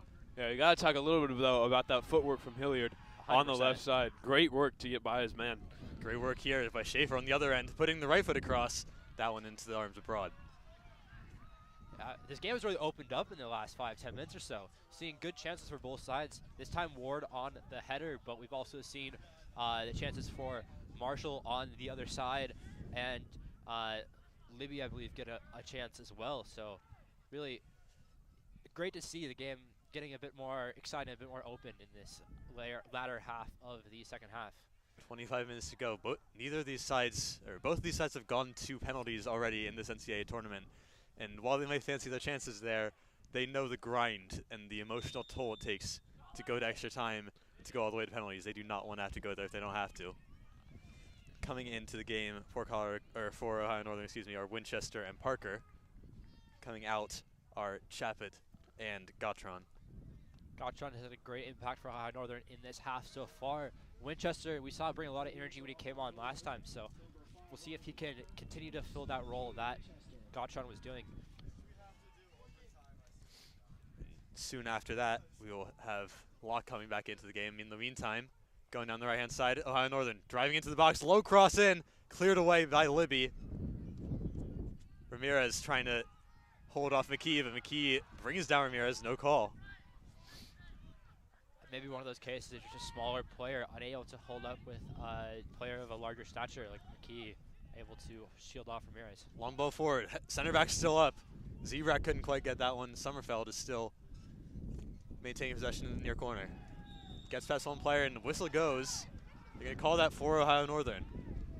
Dangerous opportunity here. Really interesting location for a free kick. It's like a shorter corner, so they have need a better angle if they want to go on goal immediately. Still waiting here for Locke to come on, but they'll wait until after this free kick. Schaefer standing over once again. He is left-footed, so he cannot get this one as an in-swinger on goal. This will be a cross. He'll be looking for Zebrak or Gervers in the box there. Zebrak at the front post, Gervers at the back post. Schaefer's kick comes in. Over everyone. Broad gets the punch on it. Here's the shot coming in. Volley. Incredible technique there by Parker. Can't quite get the ball past the sea of players. And Colorado College survive. Yeah, that contact was spectacular from Parker. Getting that boot to that at that pace, very well done. Now Schaefer trying to get on the end of it. Meyerhoff intervenes before he can get there. Corner. Broad showing his bona fides as a very strong goalkeeper. That case able to block that powerful attack from Parker. But another corner, another dangerous opportunity for the Polar Bears. Yeah, definitely sustained pressure here from Ohio Northern. Because of these set pieces, they're able to not only slow the game down, but just continuously play the ball into the box in dangerous areas. And every single time, it looks like one of their players could get ahead on it. This one played short. And that one not getting past Hilliard. Well positioned there to block the cross from, Roberts.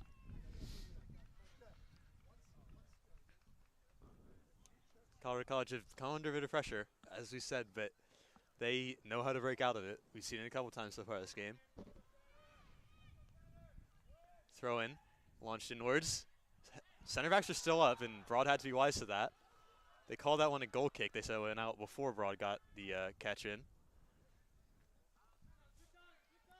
Very aggressive play from Ohio Northern, keeping their center backs up for that throw. Yeah, they really trust their long throws to create a virtual corner kick, essentially. So they have their attacking weapons in the box in their defensive players, which is a bit funny but very consistent with a lot of teams' style of having large center backs who can create issues in the box. Again, Colorado College just can't play out of the back this time. Ohio Northern keeping the pressure on. Colorado College just trying to hold them back in their own end, but that can only last for so long. Gerver is stepping forward. Ward coming out to meet him, but that one sent out to the near side and miscontrolled by the winger. Yeah, Ramirez now coming off as we see Stefanski come on. Stefanski had some great pace in that first half, but you wonder for the Tigers what the impact of not having Webster has had on their team. There are several points where a clinical finisher like Webster might have been able to put it away, but they unfortunately do not have him in this game, presumably due to injury. So we will never really know what would have happened if Webster was here, but sorely missed by the Tigers. Webster, the goal scorer in the earlier season game between these two teams, goal scorer against Emory. And we did expect him to start initially. When we were handed the starting lineup, he was among its members, but we were updated just before the game that he would not be able to start and has not been able to come on since then. A real shame. You'd want to have your strongest players in a match of this caliber, but unable to have Webster at this point. Yeah, he's definitely a big game player, as you said, too. You know, goals in those types of games, in the matchup between these teams earlier and in the NCAA tournament, those are big games. And scoring goals in those games and doing that consistently means that you're going to be one of the players that the coaches look to and your teammates look to help finish the chances and help secure the victories in the games. That's a great ball over the top. Gerver is trying to find Gautran. Offside flag is up. Yeah, Roberts hanging a little bit high. This is the first time we've seen really offside call in a fashion that we normally see it. So a little fun to see there. Yeah, not lots of successful runs over the top and balls over the top in this game. Much more playing through the middle. You know, these shorter balls up to more of a hold-up play has definitely been more consistent in this game. More I wouldn't say more impactful, because I don't think either team has really done successful hold-up play, but Definitely no runs over the top and balls being played, those big diagonals or anything like that. I don't think neither teams have super pacey wingers, I don't believe. Yes, and that reliance on hold-up play through the midfield, I believe, is a indicament of the power of the attacking midfielders that both teams have. Will Schaefer and Alex Ward are both very powerful attackers in their own rights, both very creative players. So the teams like to facilitate their offense through their attacking midfield, thus playing in the middle instead of trying to play longer balls to their wingers. But Roberts appears to be a slightly more pacey winger that they like to runs to, as he's had several runs through. None of them have been exactly successful, but that seems to be a strategy more with him than we see with some of the other ONU wingers. Yeah, you just say the Roberts there, pacey winger. You just saw him sprint directly inwards, parallel with the end line, to leave space on the outside for his fullback to come and occupy. So he is a pacey winger, but also an intelligent winger. Yeah, and a run like that can be used to create space behind. As you do that run, you can loop it into the box and avoid the offsides call while still being fully accelerated, while a center back would have to accelerate to keep up with you. So that was a multi-purpose run, as it could have allowed for also a ball through, which he could have looped onto. Yeah, and offsides has definitely been a problem in this game, so those types of runs can be very useful. Colorado College can't get anything away. The game is just slightly slowed down a bit in these past couple minutes. After a couple frenetic ones, all for ONU, they haven't been able to get it back into the attacking third. Here's Roberts on it. Tackled there by Meyerhoff. That did not look comfortable for anyone involved. McKee is now down. Meyerhoff's tackle was clean. He got all ball, but Ward's tackle was not. So McKee taken down there. Still getting up a bit limping. We heard the loud squeal of anguish, so hoping that he is okay. Seems to be walking okay for now. Meanwhile, at the other end, Parker can't get past Hale. Burr, not nicked off him by Schaefer. Now on to Roberts. Roberts cuts onto his right foot. Brought down. No foul called. Here's Sommerfeld. Has space down the right-hand side. Can't get past Karjian. Still fighting with him, and Karjian finally gets the foot in. Yeah, Karjian put in a great defensive work there. We've seen him be an offensive option, but in the second half, he has been forced to sit further back and deal with the pressure of players like Sommerfeld. So, excellent work there from Karjian. Couple substitutions coming in now. Schiffer for Colorado College, as well as Minch and Bordonia for Ohio Northern. That was a dangerous moment at the back for Hale, who's been virtually impeccable all game. That was not something I want to watch back. Sommerfeld coming off for ONU. See what his absence will mean. Still bouncing around in the box after that throw-in. Ohio Northern someone wanted to call there, did not get it. Sent back in. Looking for Gervers, still chasing it, and finally cleared away is Bavier. That one was dangerous as keeper came flapping out and goal was left empty. Yeah, chaos in the box there as Broad goes for it, but isn't able to get it. No Ohio Northern players able to capitalize, though, as the ball bounced out in an odd way that would not find any Ohio Northern player. Stressful moments, though, because if that ball falls to anyone in a black shirt, they can pretty easily put that in the goal, as there's no one standing there protecting it. A rare mistake there from Broad, not something you normally see from such a talented goalkeeper.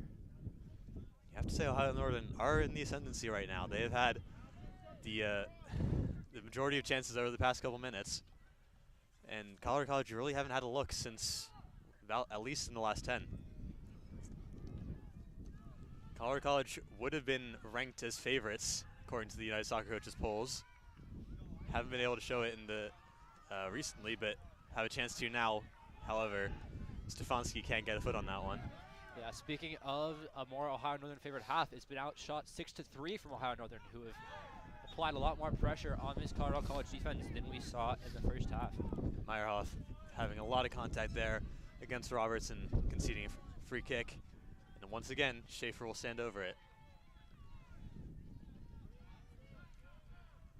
As we've seen center backs stepping forward to provide that aerial threat. Zebrak, 6'4", one of the tallest players on the field. Certainly a target.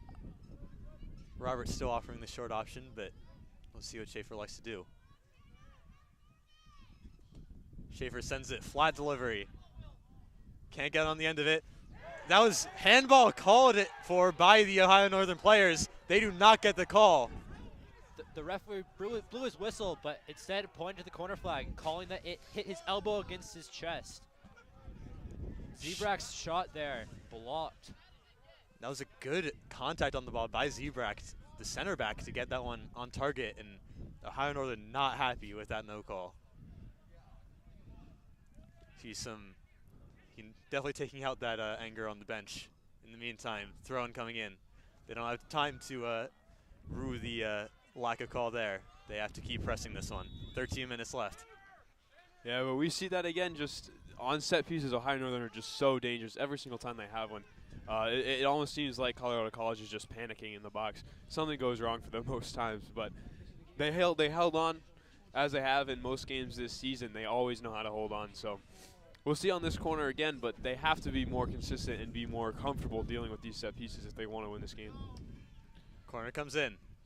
Headed back across by the Colorado College player. Burke still battling for it. Shot comes in from McKee and eventually deflected into the path, and the thankful arms there of Broad.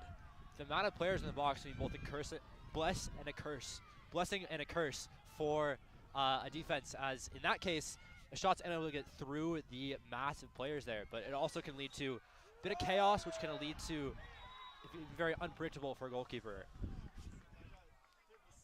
Game is getting a bit feisty here after that penalty call, or no call, I should say. We saw coming into the game, we saw Shermer coming back in for Ohio Northern, and Ramirez re-entered for Colorado College. We can get 3 more substitutions for Ohio Northern momentarily, as well as Ward coming in for Colorado College when he gets a chance. Schiffer appears to be nursing an injury. Unfortunate for him. He has gotten up though and is walking. Seems to just be in a lot of pain. Hale standing over the dead ball. Clock is stopped for the moment. Ohio Northern's offensive trio seem to be coming back in now as Gatra, Marshall, and Summerfield, hoping to continue to apply this pressure that they have applied so efficiently this half. Schiffer just losing his footing there. You can see he looks somewhat frustrated, whether with the pitch or with his own fitness. We aren't sure.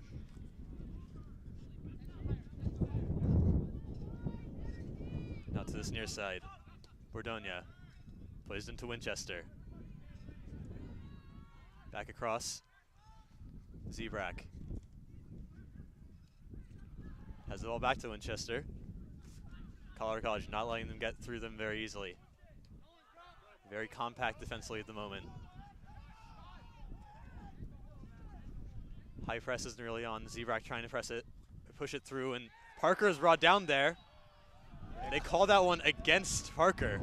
I think they called that a dive, maybe. I don't know. I think they may have said that Parker fouled the Colorado College player right there. That is Karjian. So definitely a tight call there, but it goes the way of the Tigers there. Yeah, that's the interesting one. I think it's just 2 players getting tangled up with each other. That's very difficult to call. I think it can go either way. Definitely more 50-50 than some of the other calls we've seen today, but I know this shouldn't be the case, but in a case like that, the lower consequence call is to call the foul on the attacker rather than the defender. Yeah. That would be a very light penalty if it were called that. I think that would have been outside the box regardless, True. but nonetheless, the Ohio Northern bench feeling somewhat aggrieved over the past couple minutes. Big sub here as we see a lot of attacking players for both sides come back on. Summerfield, Gautran, and Marshall for Ohio Northern, and Ward for Colorado College. A lot of attacking firepower just coming off the bench. Colorado College in the attacking end. Here's Libby. Gets the left foot curler. What a save there. That was a shot and a half. Curling back left corner.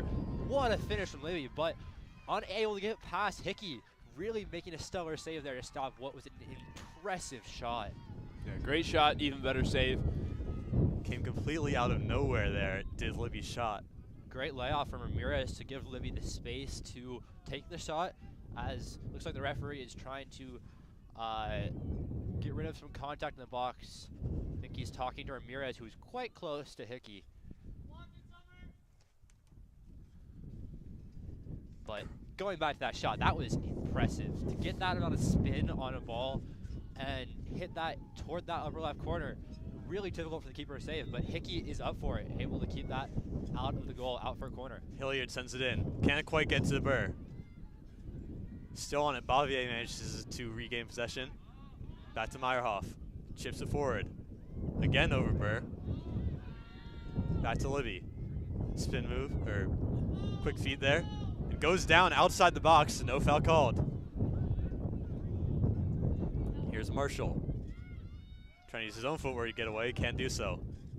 Libby tries to play it down the line for Ramirez. Ramirez chasing. They call that one out of play. Colorado College throw. Nope, Ohio Northern throw. That we're trying to get out of this hole they're in right now is Colorado College is pressing very high. Something we haven't seen as much from them in this second half, but they are not letting Ohio Northern get out of this hole that they're in right now. Hale chips that one up in the air. Looking for Ward. Ward can't get his head on it, but Meyerhoff picks up the pieces. Trying to get it inside to Ramirez, intercepted. Bunch of players crowding around the ball, and now Bavier goes down. No foul called there. Away comes Parker. They have runners forward, 4v3. Colorado College desperately trying to get players back, and they will do so. Send down the line for Sommerfeld. Sommerfeld squaring up Hilliard, gets inside, on his left foot, still bouncing around. Hale finally manages to clear that one out. Not all the way though. Sommerfeld has it again. And this time it is out to safety. McKee on it. Out to this near side towards Bordonia. Puts in the very chipped cross, and that one will be easy for Broad to catch. A little bit ambitious there from Bordonia. I think he's somewhat between a shot and a cross, a little bit too close to Broad either way. But again, this game has really opened up, as we mentioned, and Colorado College having a great attack earlier. Now Ohio Northern putting some good pressure on as well. Yeah, the counter-attacking threat is there for both teams as Colorado College has started to press again, and Ohio Northern is continuing the press that they've had all game. Both of them are subject to counterattacks because of just how high their defensive lines are, and that's where the most dangerous opportunities come because you don't have a very set defense, and when these teams do have a set defense, they look pretty solid. Sommerfeld now, trying to get past Hale. Still on it, gets past him. Hale recovers and gets the foot in there. Sommerfeld, for such a tall player, is deceptively good footwork, but couldn't quite get past Hale. I don't think many people can get past Hale as he is a stalwart of this Colorado College defense, stepping in yet again to shut down a powerful attacker from the Polar Bears. Hale from Richmond, Virginia, St. Christopher's School I know very well. Junior at Colorado College and has certainly made his impact on the program there.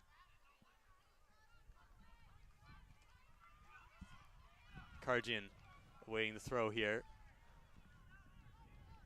Long throw down the line, trying to find, that was Ramirez. Couldn't quite do so, and Parker goes down off the ball. No foul called. Gerver is trying to play out here to Marshall.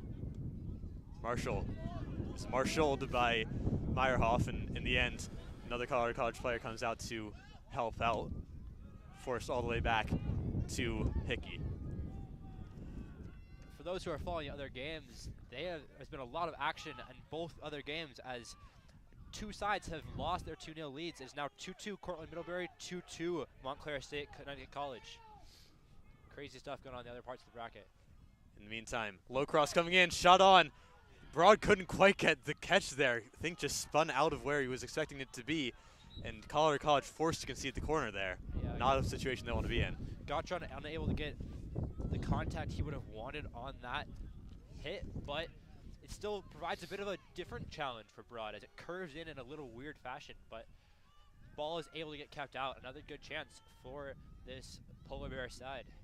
Yeah, you definitely expect him to save that ball, but a little bit unfortunate for Colorado College that he couldn't catch it because, again, another dangerous set-piece opportunity here as this one's definitely going to be sent in looking for the tall heads, the center backs. Colorado College waiting for the short. They don't get it. That one flicked over the goalkeeper, and no one is on the back post. Broad is incredulous that no one was there to cover for him there. Very lucky for the Tigers that no one was able to get on the end of that. Coming back into the game is Lingy for Colorado College. As we enter or approach 5 minutes left in regulation. Still no breakthrough here. Burr chips it forward, looking for Lingy. Trying to hold it up. Again, they crowd around the ball. Meyerhoff comes away with it, though. Back to Burr. Ohio Northern not giving this one up easily. Still pressing high. Gottron can't quite get there. Hale. Across to Karjian. Up the line, trying to find Lingy, but could not get there. And in the end, Ohio Northern still can't come away with possession. Hilliard chipping it forward, looking for Ramirez. Intercepted. Ohio Northern get away with that one. 4:40 left. In this last 5 minutes, you have to wonder if either team can take the lead here, or will they go to overtime, a fate that, as we mentioned, both teams are very familiar with. Neither side has been able to win a game in overtime this season, all of their games going to penalties. Here's Sommerfeld, trying to make sure he doesn't get that far. Cleared away. Still not all the way out. Parker on the ball. Shielded, and Meyerhoff gets the touch in there, averts the danger. Yeah, Meyerhoff has looked a lot stronger in these last few minutes, being able to hold off Marshall's advances a little bit more than he had been earlier this game. Here's Zivrak, striding forward into Sommerfeld. Sommerfeld plays it across the near side towards Duggan. Back into Sommerfeld. Tries to turn, has space. Can't get past her, though. Finally cleared away for Colorado College. Ohio Northern have had the more extended periods of pressure, but Colorado College have had a couple of counter punches in them. Yeah, but generally their counter punches have been neutralized by this defensive pair of Gervers and Zebrak. Again there, Linky trying to get in the ball. Marshall brings it inside. Burr steps across quickly to eliminate the danger. Yeah, Marshall getting some space, but Burr not allowing him to get any farther than that. Sends the ball all the way out of the stadium. It's great cover defense there from Burr, knowing that his player is going to get beat, stepping in and winning the ball back. Throw-in comes back to Marshall. Hooks it in. Cleared away by Bavier. Chasing it is Lingy. Can't quite get there. And McKee shields it and lets Marshall take over. Marshall tries to play it inside. Can't quite get it there. And now Ward on the ball. Driving forward. Has space in front of him. Plays out wide to Lingy. Lingy forced to slow down. Back to Meyerhoff. 2:45 left in the game. Lingy forward to Ward. Meyerhoff. Slows it down. Now out to the near side to Ward. He's not challenged so far. Finally, he's meets a defender there. Now we'll roll out for a throw-in. You gotta feel that that chance there was the best chance that Colorado College would have had in a while to get a good counterattack going. We saw Gervers and Zebrak both higher up, but Ward's passed a little bit behind Lingy, and they're not unable to really attack with pace, trapping down into a much more controlled attack. Alex Schaefer back on for Parker for these last 2 minutes. Burr to Bavier. Here's Wagner, chipping it forward. Headed away, player goes down, nothing happening. Keeper is out. Hilliard tries to send it back in and cleared away by Zivrak. Straight back to Hilliard. Chips it towards the back post. Coming in there is Bavier, can't get the header. Karjian streaking in. Still going for it, and Ohio Northern clearance deflected. Still come away with it. And now they have a chance to counter. Player brought down Bavier. And advantage is played. It will be called back here. Would not be surprised to see yellow there. Yeah, we see the ref stop the clock. That was a clear tactical foul, and he reaches into his pocket for that yellow card. You have to say, even though the yellow card, probably the best decision from Bavier on that front. I don't know if I would have done that myself, as there were 3 defenders in front of Gottron. Would have been a tough ask to dribble through all 3 of them. Maybe a little unwise from Bavier trying to shut down attack that had less legs than it could have. Clock is stopped after the card, as we learned. 1:17. As Gervers stands over this one. Plays it short to McKee. Back to Gervers. Now he sends it forward. Could be on frame. Oh, just over. That would have been an incredible way to end the game if Gervers had put that one on frame and brought us down after trying to dive for that one. He is back up, thankfully. That one is way too close for comfort. Yeah, he looks okay now, but that's just an awkward situation for Broad and goal. Not sure if that was going to go looping over his head into the top left corner, but obviously from Gerber's, maybe not exactly what he wanted to do, but in the end, it definitely scared the Colorado College faithful a little bit. Broad was well off his line. He really invited that shot coming in from Gerber's. Still time to play here. Sommerfeld gets away from his defender. Driving forward into Alex Schaefer.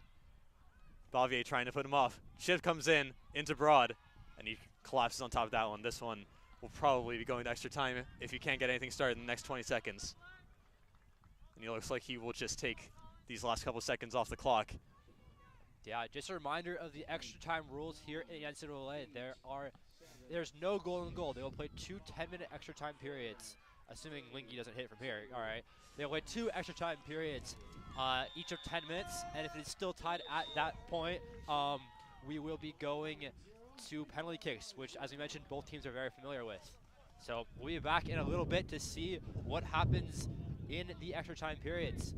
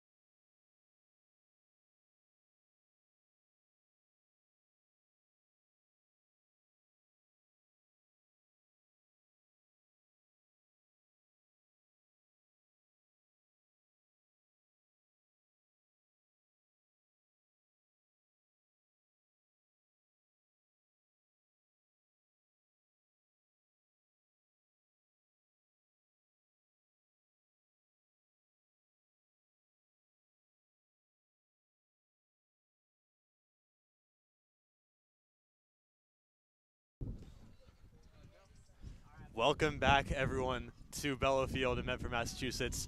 0-0 after regulation. Neither team among Colorado College or Ohio Northern able to break the deadlock in the first 90 minutes, so we'll get another 20. Alongside me is Jake Flossie and Carson Lyle. My name is Micah Baum. What do you think is the key for one of these teams to break through? Which one do you think has the most to do? If I had to put money on a team, I'd say Ohio Northern at this point. They have been putting a lot of pressure on the Colorado College team this last 15 minutes, but it really could go either way. We've seen chances for both teams be very close. 2 goal line clearances in that second half, so could go either way. What are your thoughts, Carson? Yeah, I think Ohio Northern has been the better team in the second half, but immediately here, Colorado College runs the ball back, and maybe they could have gotten a chance. But yeah, Ohio Northern has been the better team in the second half for sure. But Colorado College, they know how to win games. We've seen them score goals when they need to, put up big numbers when they need to, and they always win close games. So I would definitely back them to have at least some good chances in this extra time period, both either the first or the second. So it's really too close to call. I don't think I can say either team is going to win, and we know these teams know how to go to penalty kicks, and they know how to win on penalty kicks as well. So that's definitely a plausible option. Yeah, Colorado College has not missed a single penalty kick this entire season. So Ohio Northern, having been to more penalty kick shootouts, has, of course, missed a few more, but both teams are very proficient from the spot. Here's Roberts trying to bring Ohio Northern forward. He's brought down. Quick whistle there. And as you say, I think, Ohio Northern scored in overtime, I believe, right? They did score in overtime against Lynchburg. They also conceded in overtime against Lynchburg, which was the reason it went to penalties. But they scored, I believe, in the 99th minute of that game into the first period, and then conceded in the 107th end of the second period. So here they go again. Shot on, and behind it all the way is Broad. Broad coming in clutch there yet again. He's had a much more to do in the second half than he did in the first half, but has stood up to the tests that he has faced from this Ohio Northern side. Yeah, most of the saves he's had to make in this game have been relatively comfortable for him. I don't think there's been anything that's troubled him. Definitely not as much as Hickey. Sommerfeld now has space. Tries to lay it off. Shot comes in from Roberts, and that one was wayward. That is a very tough shot to get around when you're the ball coming from essentially your back right shoulder. To wrap your leg around that and get that across the goal is a very challenging task to do, especially when the ball is behind you. Roberts doing the best he could there, but not surprised he's unable to get that onto the frame. Colorado College wasting no time on the goal kick. Up to Hilliard. Sends it up to Lingy. McKee comes away with it and stays on his feet. Plays it back to Gervers. Gervers striding forward. No one challenging him. Finally sends it away. Bavier comes away with it, and Gervers is out of position. But Ward and Bavier get in each other's way and allows Ohio Northern time to reset. Ramirez back to Meyerhoff. Back to Burr. Back once again to Broad. Now Burr has some space. He's come all the way out wide. Still going. Plays it ahead to Lingy. Lingy turns around. Gervers has stepped up very far. Lingy trying to get past Marshall. Can't quite do so. It was a little bit unfortunate there from Lingy. He had 2 runners down that right side.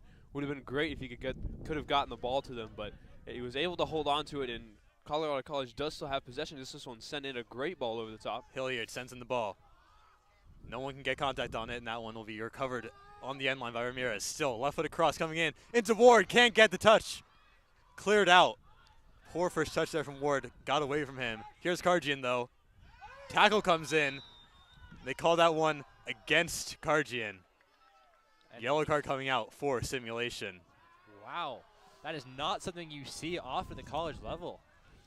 Yeah, very, very interesting. I thought there at first glance that it was indeed a foul and it was a wayward tackle, but ref obviously has a better view than I do, so I trust his decision on that one. That's just very, very interesting. You normally don't see yellow cards for simulation at this level, but that's a good call. It's definitely something that needs to happen, so good call from the referee. Yeah, you like to see crack down on diving because it does make the game a little bit less fun if people are just falling down at all points.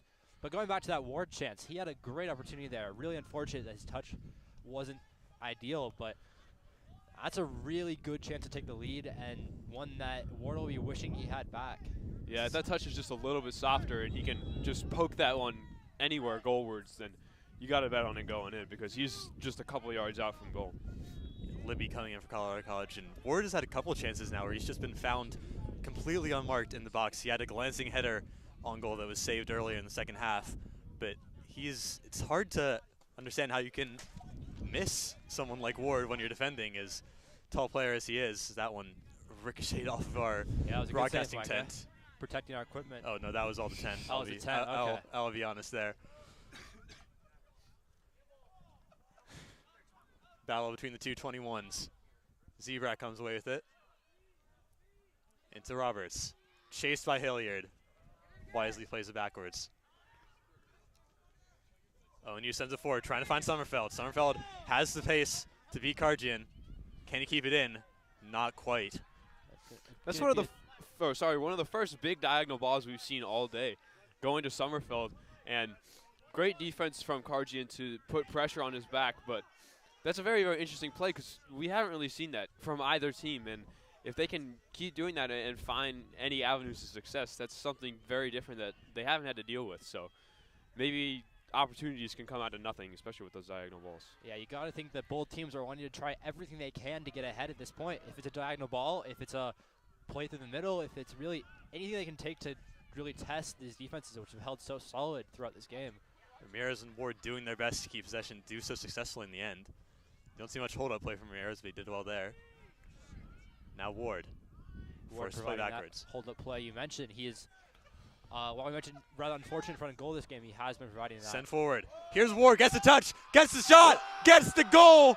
Colorado College take the lead in extra time. 4 minutes left in the first period. Great work by Alexander Ward to put them into the lead. That was actually Teddy Libby, the junior from Corpus Christi, Texas, getting the chest and the finish. Colorado College take the lead here. We said they'd score first. We didn't expect it to be in overtime, but Libby getting on the end of it with an excellent volley past Hickey. And we just talked about it, the diagonal balls, and this one paid off absolutely perfectly. That is an incredible first touch from Libby to take that one down. One touch off the chest, and then finishing that, putting it into the bottom left corner. That is unsavable. There's no chance that Hickey can get to that one. And that's deserved from Libby after his shot in the second half, that curler going into the left corner. And this one, can't even say that's an easier finish, the way he has to take that one out of the air and then bring that around. So that's just incredible play from Libby twice in this game, and he definitely deserves a goal. And that's a huge, huge goal for Colorado College to keep, hopefully keep their season alive here. Sommerfeld trying to make amends quickly. Gets the corner off of Hale. Apologies, by the way, for the whiff call. That was Libby. No problem, no problem. He has had quite the impact on the game, as you said, with the curling shot that forced a great save at the end of the second half, and now with the decisive goal so far. Still 13 minutes left of total time for ONU to get back in this one. Corner comes in. It's still in the air. Parker can't quite get a touch on it. All the way back. Chip forward once again. This time Hale gets it away. Chip straight up in the air. Ramirez can't bring it down. We're out for another throw-in. Yeah, the pressure is now very much at Ohio Northern as they have to finally get the ball in the net, which they've been pushing to do so much in this game. They have to tie this up if they want to keep their season alive after that impeccable finish from Libby. Zebrak not wasting any time getting it forward. Hale is there, as he has been so far, almost without exception so far today. Sommerfeld. Double teamed by Colorado College defenders. Gets away from both of them. Meets two more. Balvier gets it away. Only as far as McKee. Slowing it down. ONU trying to chip it forward. Looking for Gautron. Can't quite get there. Yeah, trying alternative routes to get in, as we saw Colorado College use so effectively. Them trying to find Gautron there, but they almost found Meyerhoff streaking down the right-hand side, did Ramirez. That was an excellent touch from Gervers to control that. Here's Marshall. Gets the cross in. Hale, wayward clearance. Hilliard is there, clear over his back. Now Bavier.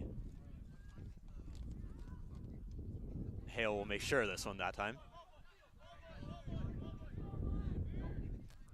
1:25 left in the first period. We will play the second period of extra time regardless of whether Ohio Northern score in the remainder of this period. Gervers. Stepping forward. Chips it. Burr gets ahead on the deflected pass. McKee gets it back. Back to Parker. Back heel, trying to find Gratron. Player goes down. Meyerhoff wins the foul and fist pump. Yeah, that is dangerous for Meyerhofer there. If the foul was not called, that would have been a very good chance for Gratron. You never really want to go down easy in the box, but clearly there was enough contact that Meyerhofer earned the foul. It's not often you see a player make a fist pump after being fouled in his defensive end. Meanwhile, here's Bavier trying to get down the other way. Gervers again stepping in to shut down the attack.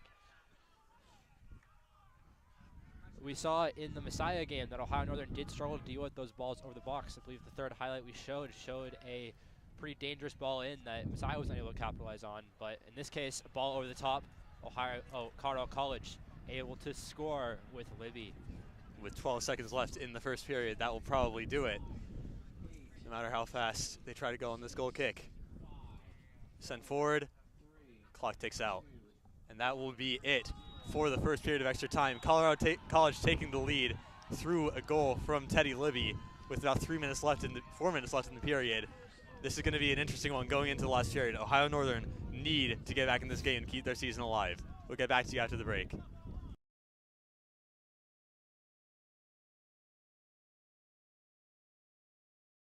Oh, we're not on? Okay. Back on. It will be a short break, only 2 minutes here between the two periods of extra time. And what do Ohio Northern need? If you were the coach, what kind of game plan would you draw for these last 10 minutes?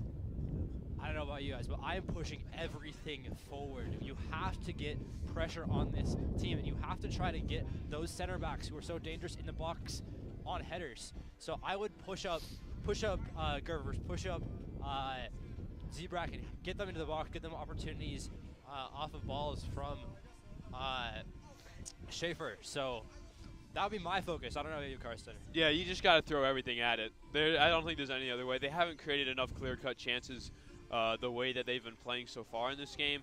I think either they are going to put on more attackers in general or just taller players to just send balls into the box continuously. So there's a few different ways that they can go about this, but no matter what they do, they just need to get the ball in the attacking third more often, and they just need to send as much forward as they can. And on the other side of things, Carson, we've seen Colorado College have pressed more or less all game. Is this where they finally let off, or do they just keep putting them under pressure? I don't know. I think there's a few ways they can go about it. I think they can just sit back. That's definitely the safer route, because then they're not going to give up any chances on counterattacks. But it also could lead to them being under pressure for the entirety of these 10 minutes, which obviously defenders can make mistakes and balls can bounce, and that's how you get goals scored on you. So we'll see what happens in the second half of extra time. I think it's going to be very, very interesting. The matchup's going to completely change from what we've seen in the rest of this game. Yeah, I'm always an advocate for continuing to play attackingly, continuing to create opportunities even when you're ahead. I think it's pretty risky to choose to sit back and absorb pressure, even though it could be seen as a safer option. I think there's a lot of risk to it because it allows the other team to create opportunities to have the ball and really just hit you continuously. So if I were the Colorado College coach, if I were Coach Paul Guda right now, I would be telling my team to keep up the work, keep putting pressure on, keep them uncomfortable, don't let them to settle into a rhythm, and get those center backs that we mentioned up into the box to create chances. It's going to be a tense last 10 minutes between these two very well-matched sides. They tied earlier in the season, 1-1. Still an opportunity for Ohio Northern to reiterate that scoreline. They went behind in that game, but albeit much earlier. Can they do it again here?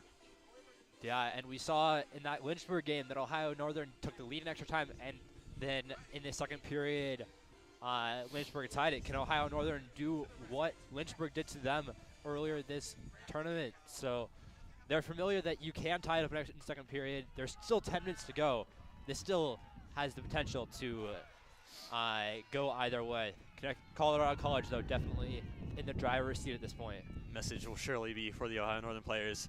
If the Tigers could score in the first 10 minutes, then the Polar Bears can score in the last 10. Yeah, I expect to see as well the players on Colorado College just giving absolutely everything they had to get putting their bodies on the line, getting in front of the ball, just making sure that Ohio Northern gets no easy opportunities in this second period. And already you can see Ohio Northern springing out of the traps, trying to press them. It's Ward doing his best to maintain control of the ball. Hilliard in the corner, still being double teamed there. Gervers can't quite come away with it. Player goes down. No call. Yeah, Ramirez has been going down rather easily so far this game, and the ref has caught on to it quite well, not giving any fouls for that tackle that Gervers made. Sommerfeld gets a header to Gottron. Tries to light off for Schaefer, but wise to it is Libby. He comes away with it. Plays up to Ramirez. Ramirez has space, can drive down towards the corner, won't go there. Trying to get around Gervers. That was always a tricky ask. He fouls Gervers in the process. Excellent defensive work from Gervers to get his body in between the ball and Ramirez, forcing Ramirez to try to make a play on him. Shin pads go out for Roberts. I'm surprised play was not stopped there, and it will be now. So the Roberts can get his shin guards back in. Yeah, Jake, you were pretty much right. Colorado College is being very aggressive. They're still pressuring. They're making sure that they can get the ball back, because every single second that they have a ball is a second that Ohio Northern does not have a chance to score, and that's exactly what they want. So this is very, very beneficial to them, especially like this player right now with Ward. Although he does lose it, they're being very aggressive. And their center backs are stepping up in the opposition's half. Yeah, that time Bavier able to stop Gottron from getting the ball and creating attacking threat. We didn't say his name was much in the second half, but Bavier has been excellent for this Colorado College side. Colorado College not willing to lay in and allow a siege to be set. They're going to take this one to the Polar Bears for the remainder. Hickey trying to start something from the back. Clears it all the way down the field. Over Hale's head.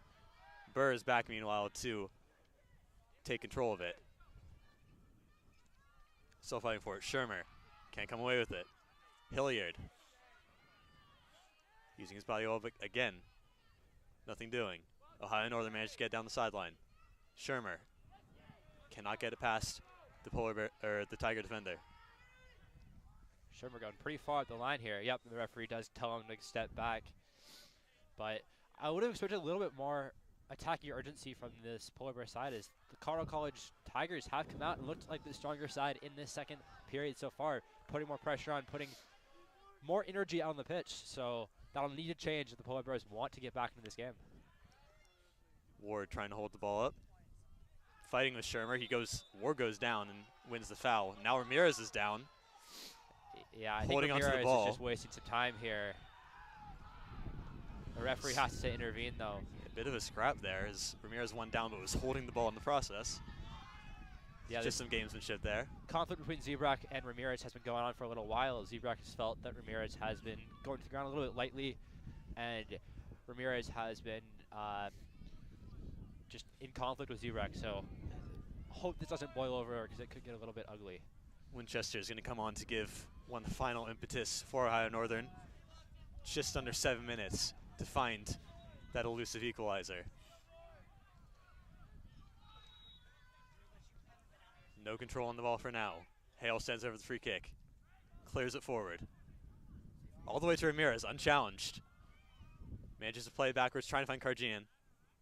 Still has it. Karjian is battling with Shermer now. Ball rolls out of play, and it will go the way of the Polar Bears. Taken quickly. Bouncing ball in field, however, will be taken over by Colorado College. Libby now sent forward. Ramirez has space. No one was back. Crosses on, and sliding in there is Zebrak. He looks to come off the worst from that tackle. Yeah, gripping his hamstring there. I'm guessing it's a cramp at this point in the game, but still, you do not want to see your stalwart center back there going down injured. But Ramirez making an excellent play there down the sideline, creating space and earning more time off the clock for this Tigers side. Yeah, with the amount of space that he had when he initially got the ball, that was a great chance to put the game to bed there, but unfortunately couldn't get the ball into the box. Hilliard sends it in. Almost on target and forced to make the save there as keeper. McKee trying to get it out of his own end. Can't quite do so. Here's Libby. And again, still going. Ward couldn't quite get the contact on that one. Libby has had a phenomenal game so far with that initial shot, the goal, and then now that play, creating what could have been an assist for Ward there, dribbling through multiple players. Libby has been phenomenal. Yeah, I don't think anyone's expected him to have the impact that he's had on this game. That play there, and then the shot and the goal as well. He's been absolutely excellent this game, and Colorado College has found a great outlet in him. Karjin goes down, another fist pump. It's just potentially soft, but contact was undeniable. Going back to Libby, when you're missing a player like Webster from your team, who has really been the key producer in this Colorado College side, they need to have other players step up. And in this case, it is Teddy Libby, the junior from Corpus Christi, Texas, really coming in with a big impact in this overtime period. Yeah, that's what needs to happen if you want to win NCAA games. You got to have players who step up, and Libby's been that guy in this game. So, you know, they'll definitely need him to do the same thing if they can hold on and make it to the next round. But just very, very admirable performance from him here. Field here at Bellow Field now entirely in the shade as the sun continues to sink. Metaphorically for this game as well, only 5 minutes left. Gotta wonder if the sunset is coming upon Ohio Northern season as Colorado College enter 5 minutes away from facing Washington and Lee in the next round. Stapley, an extra defender, comes on for the first time in this game, just to shore things up at the back. And Libby coming off as well. I think that'll be his last minutes in this game. A little bit of a standing ovation from the Colorado College supporters. They know how much of an impact he's had on this one. To be fair, they have been standing all game, but they have been doing. That does not take away from Libby's contribution to this game. Ohio Northern, time against them. Roberts sticks the leg in there. No foul called against him on Meyerhoff. Will roll out for Ohio Northern throw-in. They bring Duggan up for the long throw. Take it quickly. Schaefer can't get past it. The defender rolls out here. Smart positioning there from Zebrak. Yeah, Wagner coming in here a few times for the Colorado College side. We didn't mention him that much in the first half and the regulation, but he has been quite solid for Colorado College. Duggan's cross comes in. Contact made and skied over by Shermer. That was a chance right there. Yeah, that's a really tough ball to get over when the ball is bouncing like that in the half volley. Shermer leaning a bit too far back, going to sky it over into the field hockey field. But you've got to, that's another chance that Shermer will be wanting back. Yeah, I don't know how many more they're going to get in this 3 minutes and 42 seconds that are left in this game. That's got to be one that you at least get on frame if you want to try and win this game. So that's very unfortunate from Ohio Northern perspective. Colorado College fans getting increasingly vocal as they can see victory in sight for the right to play against Washington and Lee tomorrow on the same field. Not there yet. Ohio Northern throwing almost everyone forward. Here's Winchester. Back to Sherman, now with the line to Summerfeld. Summerfeld gets past one defender, and there cleared away is Stapley. Yeah, this last 3 minutes is going to be intense as Ohio Northern sending everything up, trying to get past this stalwart Connecticut Colorado College defense, but still unable to break through. Summerfeld's cross comes in into the arms of Broad. Broad was told by the ref to pick up the pace a bit on that last goal kick, so he does not waste any time getting up from the laying down position to send the ball up. High punt. Ramirez can't quite bring it down. Gets it on the second attempt, looking for Hilliard. Ohio Northern come away with it in the end. Here's Roberts. Met by Meyerhoff and slowed down. Then Ward finishes the job. Sent forward for Hilliard and Ramirez to chase. Gervers has some work to do. Does it well. Duggan sends it forward. Hale is there. Now Meyerhoff. Winchester wins it back. Up to Summerfeld. McKee. Players still advancing. Sommerfeld on it now. It's come all the way across to this near side. Running against Burr. Low cross comes in, looking for McKee, and challenge came in there. Still nothing called. Hilliard now has a chance against Gervers, but he's just going to slow this one down. Winchester positioned well. Winchester wins it back. Gervers knows he doesn't have much time. Launches it forward. That one will roll all the way into Broad. 1 minute 33 left. They're moving into Route 1 soccer here, just trying to send the ball forward, but Gottron's the only one chasing it. He's not going to be able to beat Broad in that situation. Time is running out for Ohio Northern. They need to do everything they can at this point to get the ball forward. And it doesn't help that Bavier just hits out of bounds, taking time off the clock. Clock does not stop if the ball is out of bounds, I don't believe. We're taking down 2, 1 minute. Gervers sends it forward. Over one defender. Gottron's still chasing it, but Broad is quickly off his line.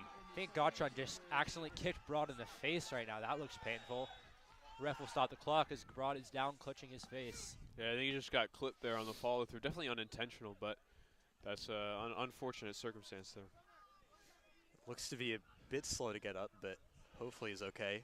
He will get up in the end. Yeah, Broad is taking a bit of beating today, falling down off of that long shot from Gervers, and now they're just getting kicked in the head. Looks like he's okay. Good to see that, but you don't want to get your goalie as important as Broad hurt in a match like this. As far as he's concerned, he only has 55 seconds left to survive.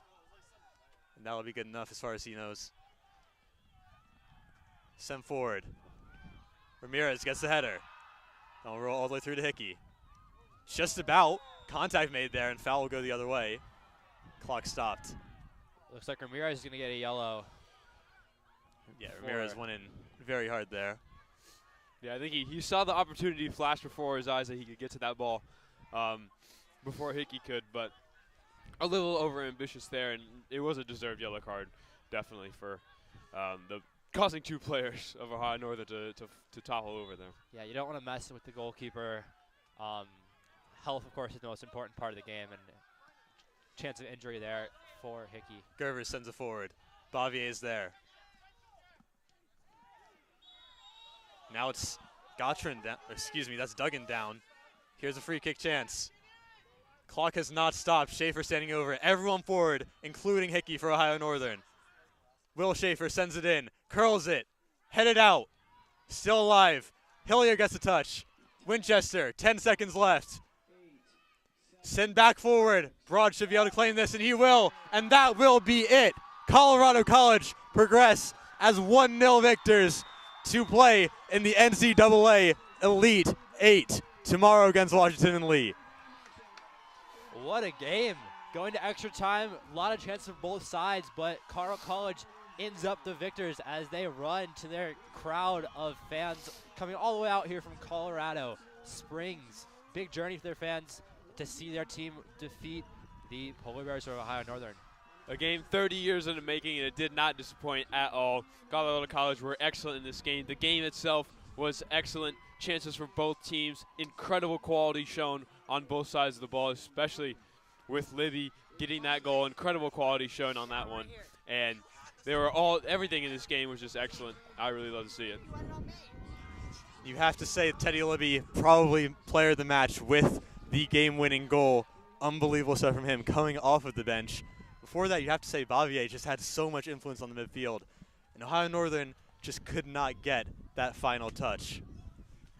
First progression past the Sweet 16, their first appearance in the Sweet 16 for Colorado College since 1993. First progression past it since 1992 when they made the Final Four. They will love the opportunity to get back there again against the Generals from Washington and Lee tomorrow here on Bellafield at 11 o'clock? 1 o'clock, excuse me. We will have that game covered for you tomorrow. Until then, I'd like to thank all of my crew today. Me, Mike Avaum, Carson Lyle, Jake Flossie, Marco Salambini, and Ethan Grublich, and Justin Loker directing. We have been JumboCast. Thank you all for tuning in, and as always, stay home safely.